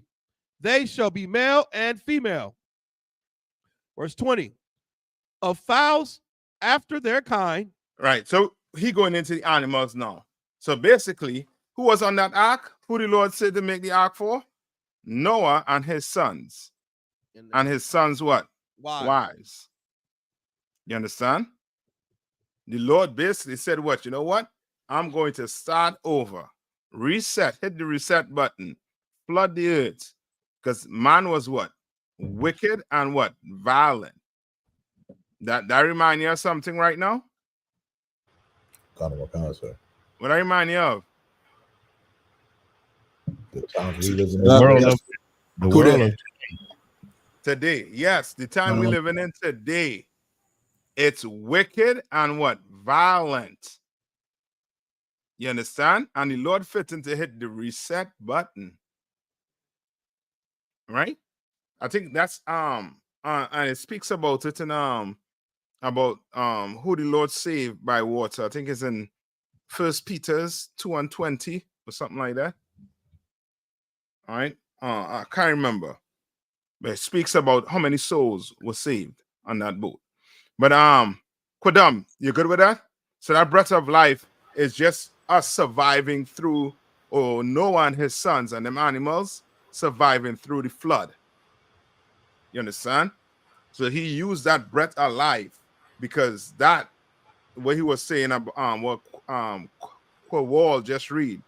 He was calling that that breath of life under heaven as you what? You living. So it's just about your living, basically, breathing. You understand? Okay. You good with that, right?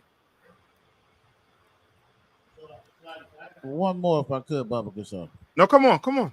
The book of Job, chapter 33, verse 4. Standing to the same scripture when the Most High gave the breath of life to Adam. Job 33 and what? Job 33 and 4. And 4? Okay. This is the book of Job, chapter 33, verse 4.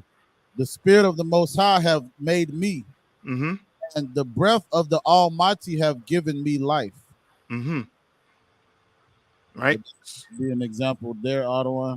Right. So that is an example. Okay. It said the breath of the Almighty, not the breath of life so much, but the breath of the Almighty. You understand? Which means what? The law, statutes, and commandments. Yes, the commandments that was given. Common concept. You understand? More so, I would say more so zone in on the commandments because that's what Adam was given. Adam was given what? The commandments of God. You understand? The Lord commanded Adam to go do this, and that's all he was supposed to do. You understand? Wow.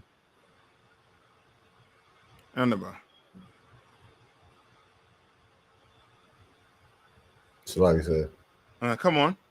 In that same scripture, if you read down to verse 16, it says, then he openeth the ears of men and sealeth their instruction.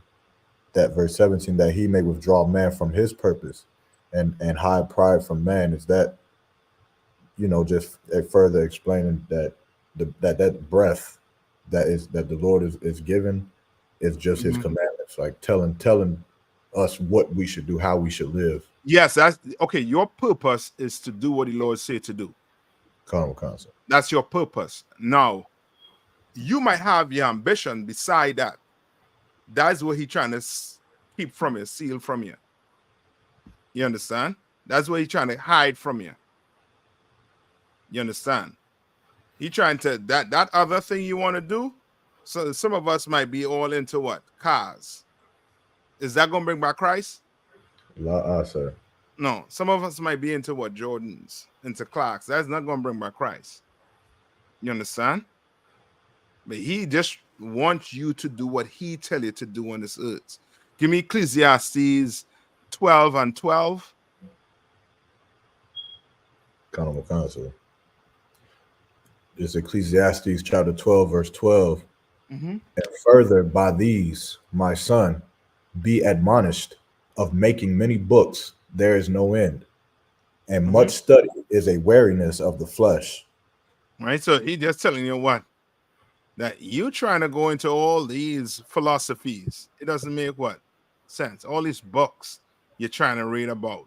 You want to know about real science? The Bible has real science. You understand? Esau doesn't believe in the Bible, so he has to go do what?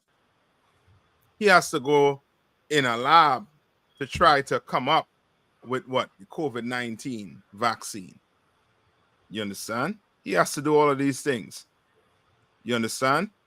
When the Lord already put things in place where that virus will not have made it on the earth if you was following what the Lord tell you to do. You understand? And if it did come on the earth, the Lord already put things in place to deal with that type of disease or that type of virus already. You understand? Right? But because the oppressor, he does not believe in the Bible, he does not go by the Bible, he does not live by the Bible, he has to create all these books. You understand? So now you studying these books and think these books is from who? From God. When it's not. Right? Read on.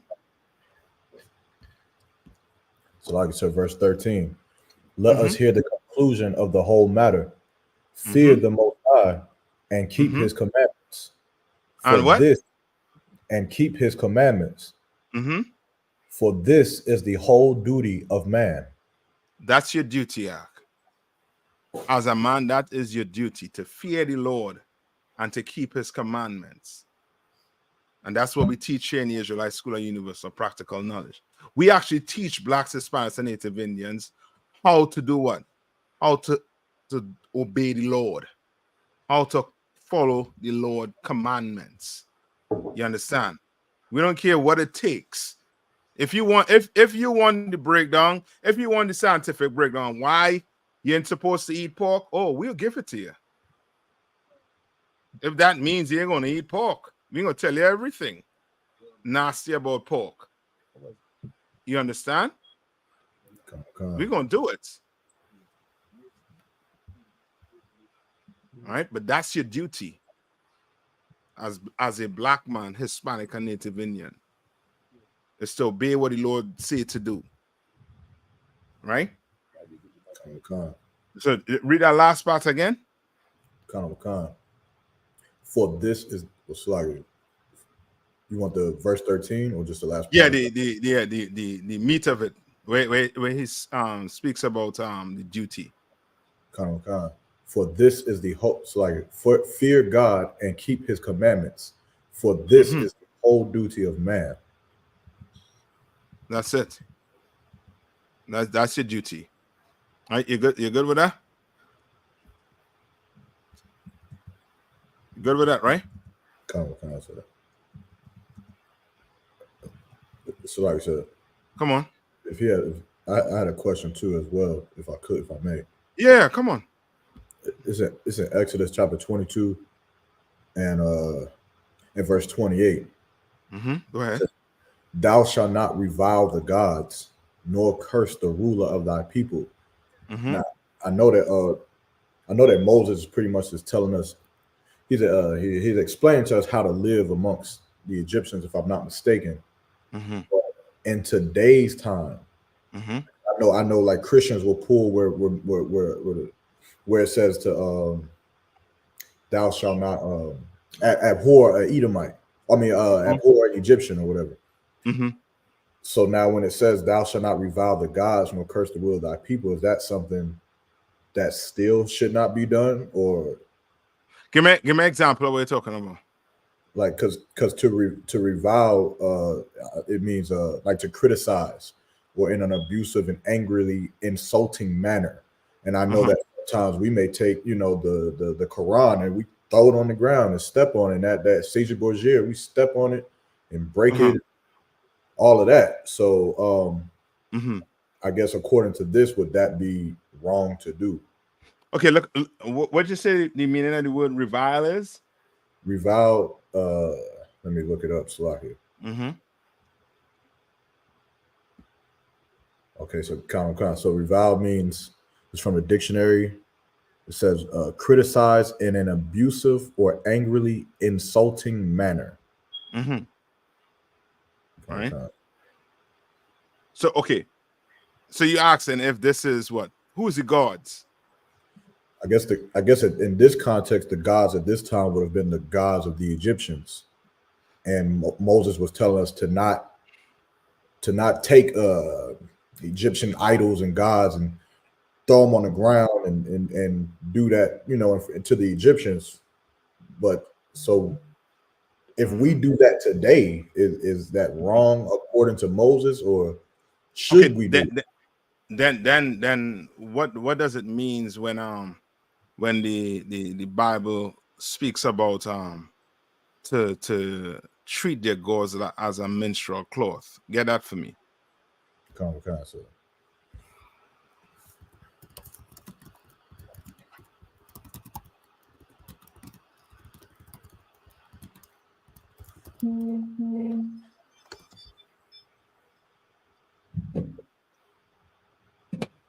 So like I said, Isaiah chapter 30 and 22.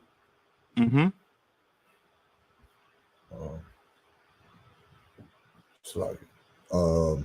Verse 22. Ye shall defile also the coverings of thy graven images of silver and the ornament of thy molten image of gold. Thou shalt cast them away as a menstruous cloth. What's he telling you to do?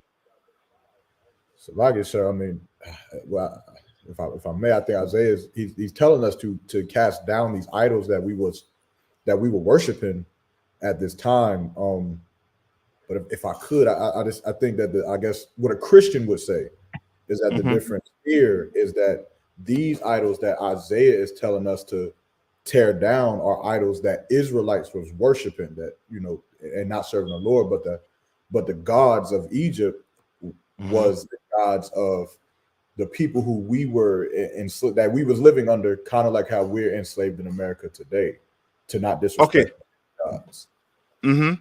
Okay. When you go on the street, right, and you say the Christian church is evil, and you speak, you speak like that about the Christian church, what are you doing to their gods?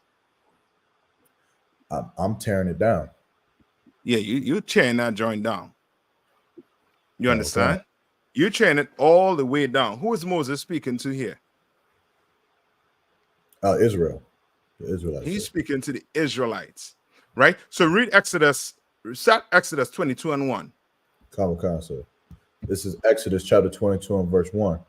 If a man shall steal an ox or a sheep and kill it or sell it, he shall restore 5 oxen for an ox. And so now this is a law pertaining to what? If somebody steals from you. All right. So he giving you laws on how to govern yourself between each other. Right? Read on. And 4 sheep for a sheep. Verse 2. If a thief be found breaking up and be smitten that he die, there shall no blood be shed for him. Right. Let's skip down to verse 7. Verse 7. If a man shall deliver unto his neighbor money or stuff to keep, and it be stolen out of the man's house, if the thief be found, let him pay double. You understand?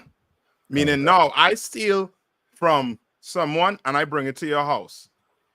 Now, if the thief be found, no, wherever money I steal, I'm gonna have to pay what? Double. Right? So now it goes, it's telling you about what? These are laws between what? Us so far. Right? Skip to verse 10. Verse 10.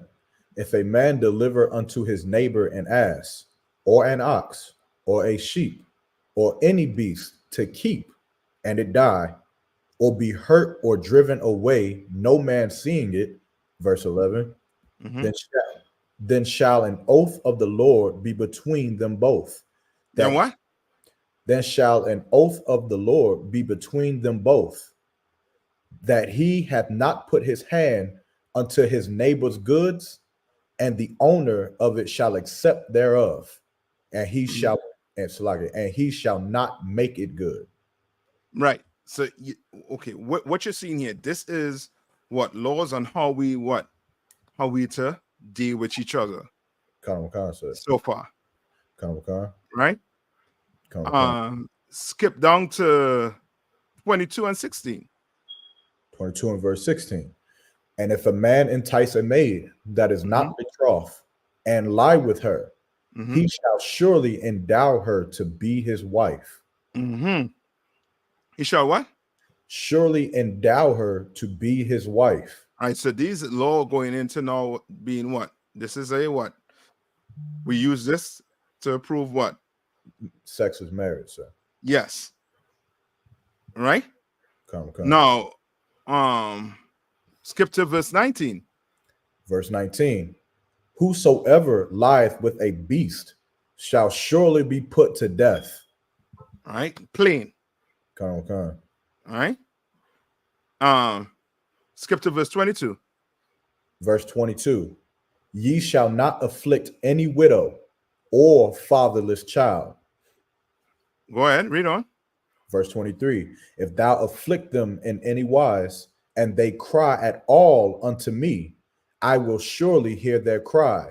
You understand? So he telling you, if you deal with a widow evil, or a fatherless, a child that lost his father evil, and that child and that or that woman cry unto the Lord, he coming to see it. Meaning what? In this school, you have a widow or a fatherless child, and that person come and tell your camp leader, yo, this person did with me evil. He's telling me, he told me that my husband, I deserve not to have a husband. You understand? Or you tell that child, you know what I mean, you don't deserve a father or where father is. You understand? And she come and tell that camp leader, you know what I mean, you better start praying. You understand? Come on. Like they do that in those fake Israelite groups. They'll say that if a woman isn't a virgin, then she can't, like she has to, it's weird. She got to marry some kind of man who also isn't, it's some weird stuff, but they do that as well, mistreating those widows. Yeah, that's evil, and that's a sin. You know what I mean? Lord be with them sisters, you know what I mean? We all over the internet, they know where we are. You know what I mean? Read on. Verse 24, and my wrath shall wax hot, and I will kill you with the sword, and your wives shall be widows, and your children fatherless. Say no more. You know what I mean? Read on. Verse 25, if thou lend money to any of my people that is poor by thee, thou shalt not be to him as a usurer, neither shalt thou lay upon him usury. Right? Read on. Verse 26. If thou at all take... You all understand the usury, right? Meaning that's how the so-called Jewish man deal with each other. Remember Donald Sterling? He was saying that. He was caught saying that. You understand? Like when they borrow 10,000 from their people, that's all they're paying back, 10,000. You go borrow 10,000 from them, you are paying back 50,000.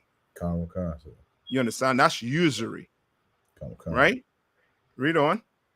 If thou at all take thy neighbor's raiment to pledge, thou shalt deliver it unto him by that the sun goeth down. You understand the dynamics that were taking place here, right? This is so that the brotherhood is kept in Israel. You don't follow these things, guess what? Brothers gonna have a ought. You understand? And you'll be nigh unto what? Being a sinner. Read on. Verse 27. For that is his covering only. It is his raiment for his skin. Wherein shall he sleep? And it shall come to pass when he crieth unto me that I will hear, for I am gracious. Right, you can't take advantage of a what? A brother. Not just a brother. A poor brother. Yeah, you can't take advantage of a poor brother in here. Yeah, you are you crazy? How you say, are you mad, fams? You better not do that to a poor man. Read on. Verse 28. Thou shalt not revile the gods, nor curse the ruler of thy people. What is that saying? Now you're getting it. So now it says above said nothing about what? Egyptians. Yeah. This has to deal with who? Israel. Yes. So I'm tripped up on because it like the gods is lowercase and it's plural. So I guess my confusion when it's in Psalms, when it say ye are gods, what does that mean? That we are powers, like we have a power. Yes. Yeah. So in other words, you can okay, will be considered gods. You understand? Because we do what? What do we do to the people? We save them. Yeah, we try to do what? We tell them what the Lord said to do. But they do what? They revile us. With them reviling us, that's putting their life in what? In danger. Select, sir. Come on. Would this be like how people try to talk down on Commander General YAHANNA? Like, would he be considered the reviling of the gods here? Like, you know, gods can mean like a one that's not necessarily the most high power, but he's one that has, like it says, a ruler over thy people. Yes, so basically he would be the head of Israel today. So how people are outside of I.S.U.P.K. talking about Commander General YAHANNA, this is exactly what this scripture is saying right here. Yes, they're gonna have to for this place to fall quick. They're gonna have to come in here. They can't continue to revile us. They cannot. You understand? And the more and more the earth falls, the more and more America falls, the more and more the truth rise. Because now they're saying reviling us is not what? It's not working. It's your demise. You understand? So he had to put this in because why? Because men will be going to do what? Men have to do what? The same thing you read. What had to happen? As far as verse 28? Yeah, meaning above. What you just read. What have to happen? Somebody have to do what? Break these. They had to do these things for a brother had to come and teach you and tell you these things. Because remember, what did Moses do? Moses did what? He set the people up what? With what? With rulers in numbers. He set them up captains, leaders to lead them out. So now you better what? You better listen to what he's telling you to do. You understand? You understand? Don't curse him. You understand? But you see that God? Remember what the Bible tell you, if a brother bring you or try to take you to serve another God. What was said in the Old Testament? What had to happen? So like you said, you had to so like he would bring him to the priest, and if the priest found out that was actually taking place, he will have to be what? Unalive. Stoned to death.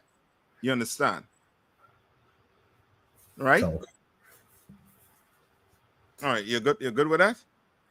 So this is talking about the leaders of the nation of Israel at that time, and even this time today. Yes. Which is Commander General YAHANNA. Yes. Sir. All right, I'm good. All right. Because remember when we came out of Egypt, Moses already set us up. And knowing black people, black people, you telling them what to do. It's like, you talking to a rock arc. You tell them, don't eat pork, crab, shrimp, and lobster. The Lord said to do. But why? Okay, well, this is the health reason. But why? I like it. All right, brother.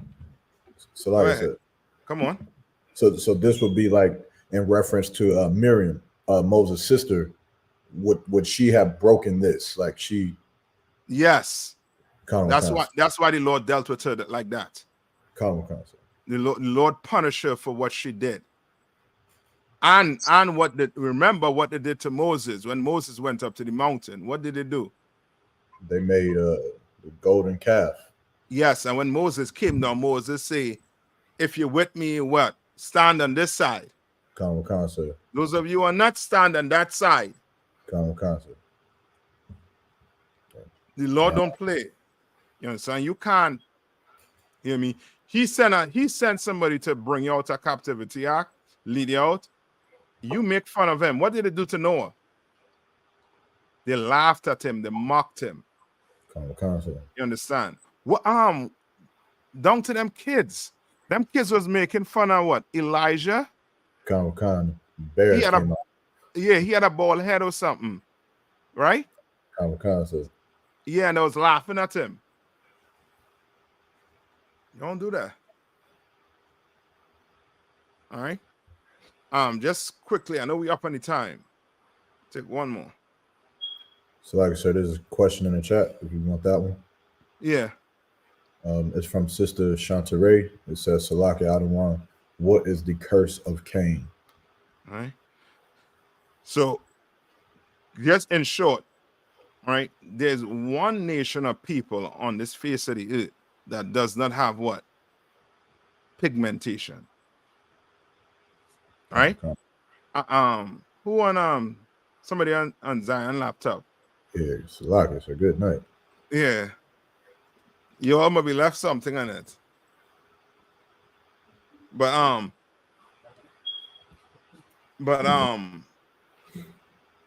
right. So the mark of Cain is simply that mark that every oppressor have, Caucasian has. That's the mark of Cain. You understand? Right? That is it. That mark is to let you know what? What's the mark? To let you know. Slug it, sir. Uh-huh. The mark is leprosy. Well, his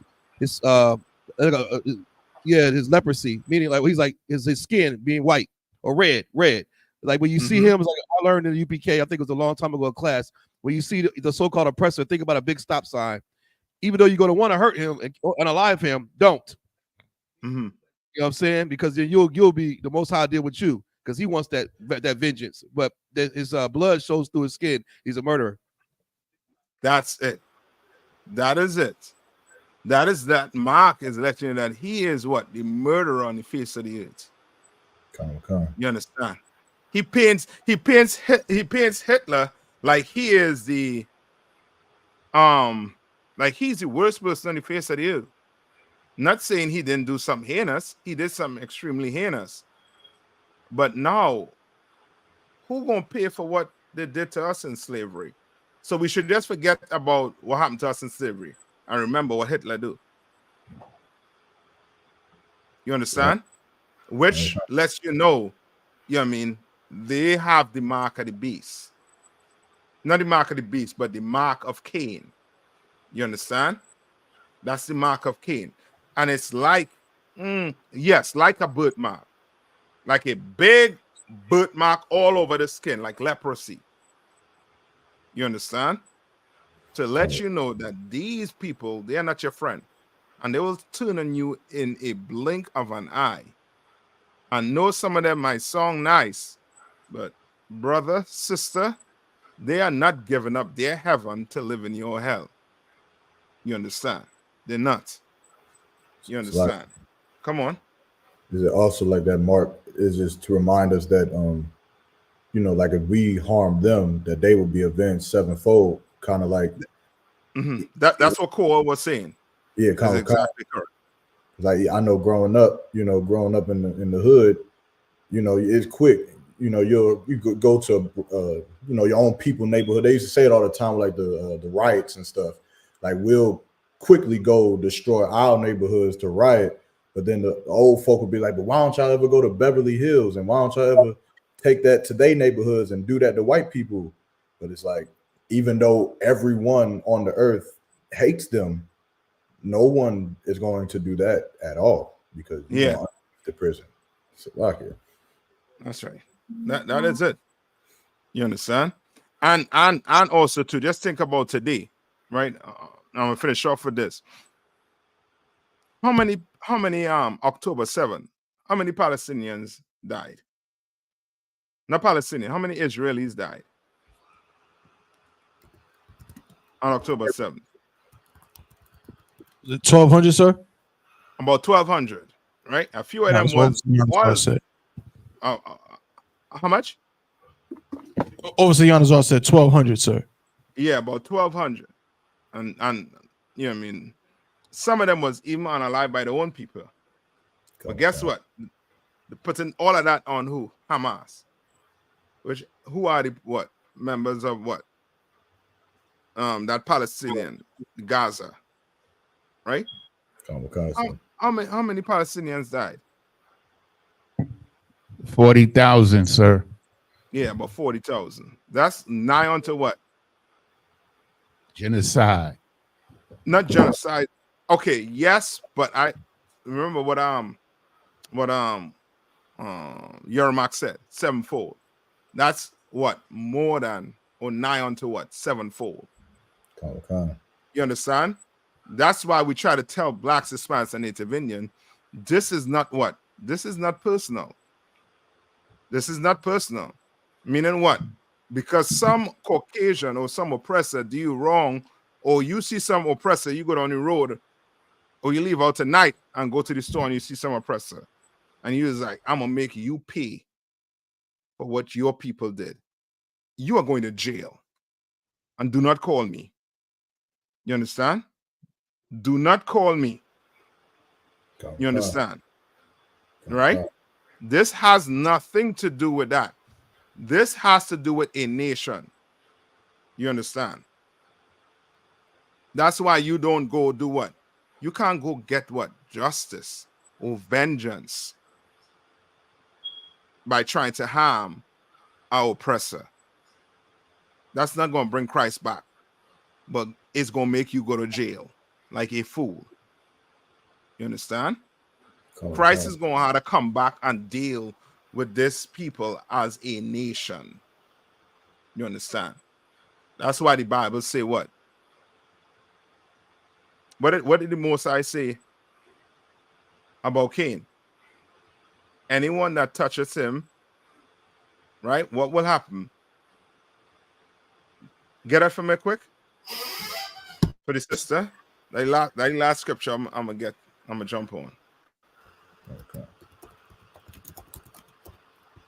Let's look for 7:4.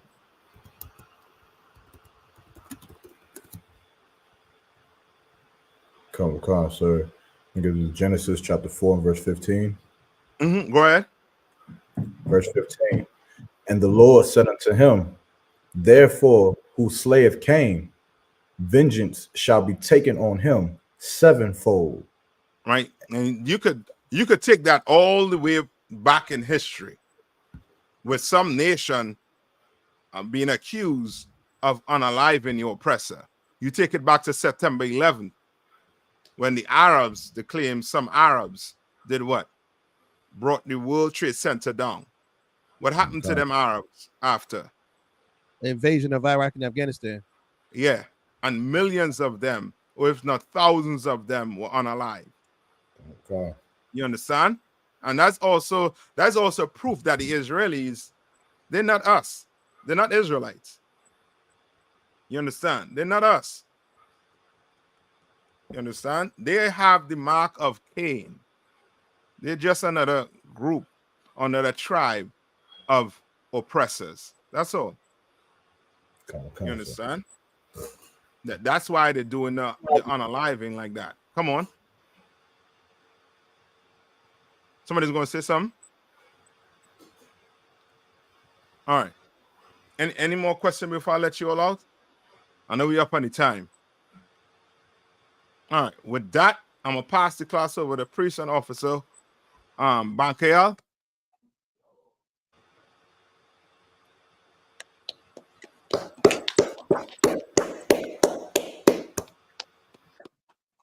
Men of Israel, we're going to render one courteous salute to Captain Nayathaq. Men of Israel, Ahmad Shabbat. Salakia, Majib. Shabbat. Majim, Barak, Yahweh by Shimei Yahweh Shimei Shai Barakatham. Yadamatah, Sar, turn and face the sisters. Sisters, I Majim, which means to stand. Men of Israel, we're going to render one courtesy salute to our sisters. I Majim Shabbat, I Majim, Barak, Yahweh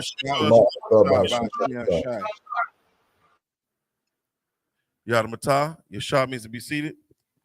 I.S.U.P.K security announcements. We are the I.S.U.P.K, started out on 1 West 125th Street, Harlem, New York. Rule for new brother and sister. When a new brother or sister comes into the school, they are off limits for 6 months. They are to be saluted only. They're here to shed themselves of the world. If they need transportation, the teacher will arrange it. After 6 months, if a brother or sister has an interest in a particular person, he or she must get permission from the head to speak to a brother or sister. There's another 6 months in which the brother and sister will court each other. After this 6-month period, the brother and sister will get permission from the head to marry. Tithes, which is a commandment, the book of Numbers, chapter 18, verse 21, the book of Malachi, chapter 3, verses 8 through 10, means 10th in the Hebrew. It's pronounced ma'ashara. 10% of every penny of any increase the Lord gives you, give to treasury department or teacher. Priest mandatory, whatsoever amount you would like. The upcoming Holy Convocation, we have the Feast of First Fruits, starts after the Sabbath of Unleavened Bread, sundown, Sunday, April 28th, count 50 days, celebrate the 50th day, which is next Monday, June 17th, before sundown, according to the book of Leviticus, 23rd chapter, verses 10 through 22. If anyone wants to be a trooper in the school, start wearing all black, boot, shirt, pants, headband, and scarf. And with that, class dismissed.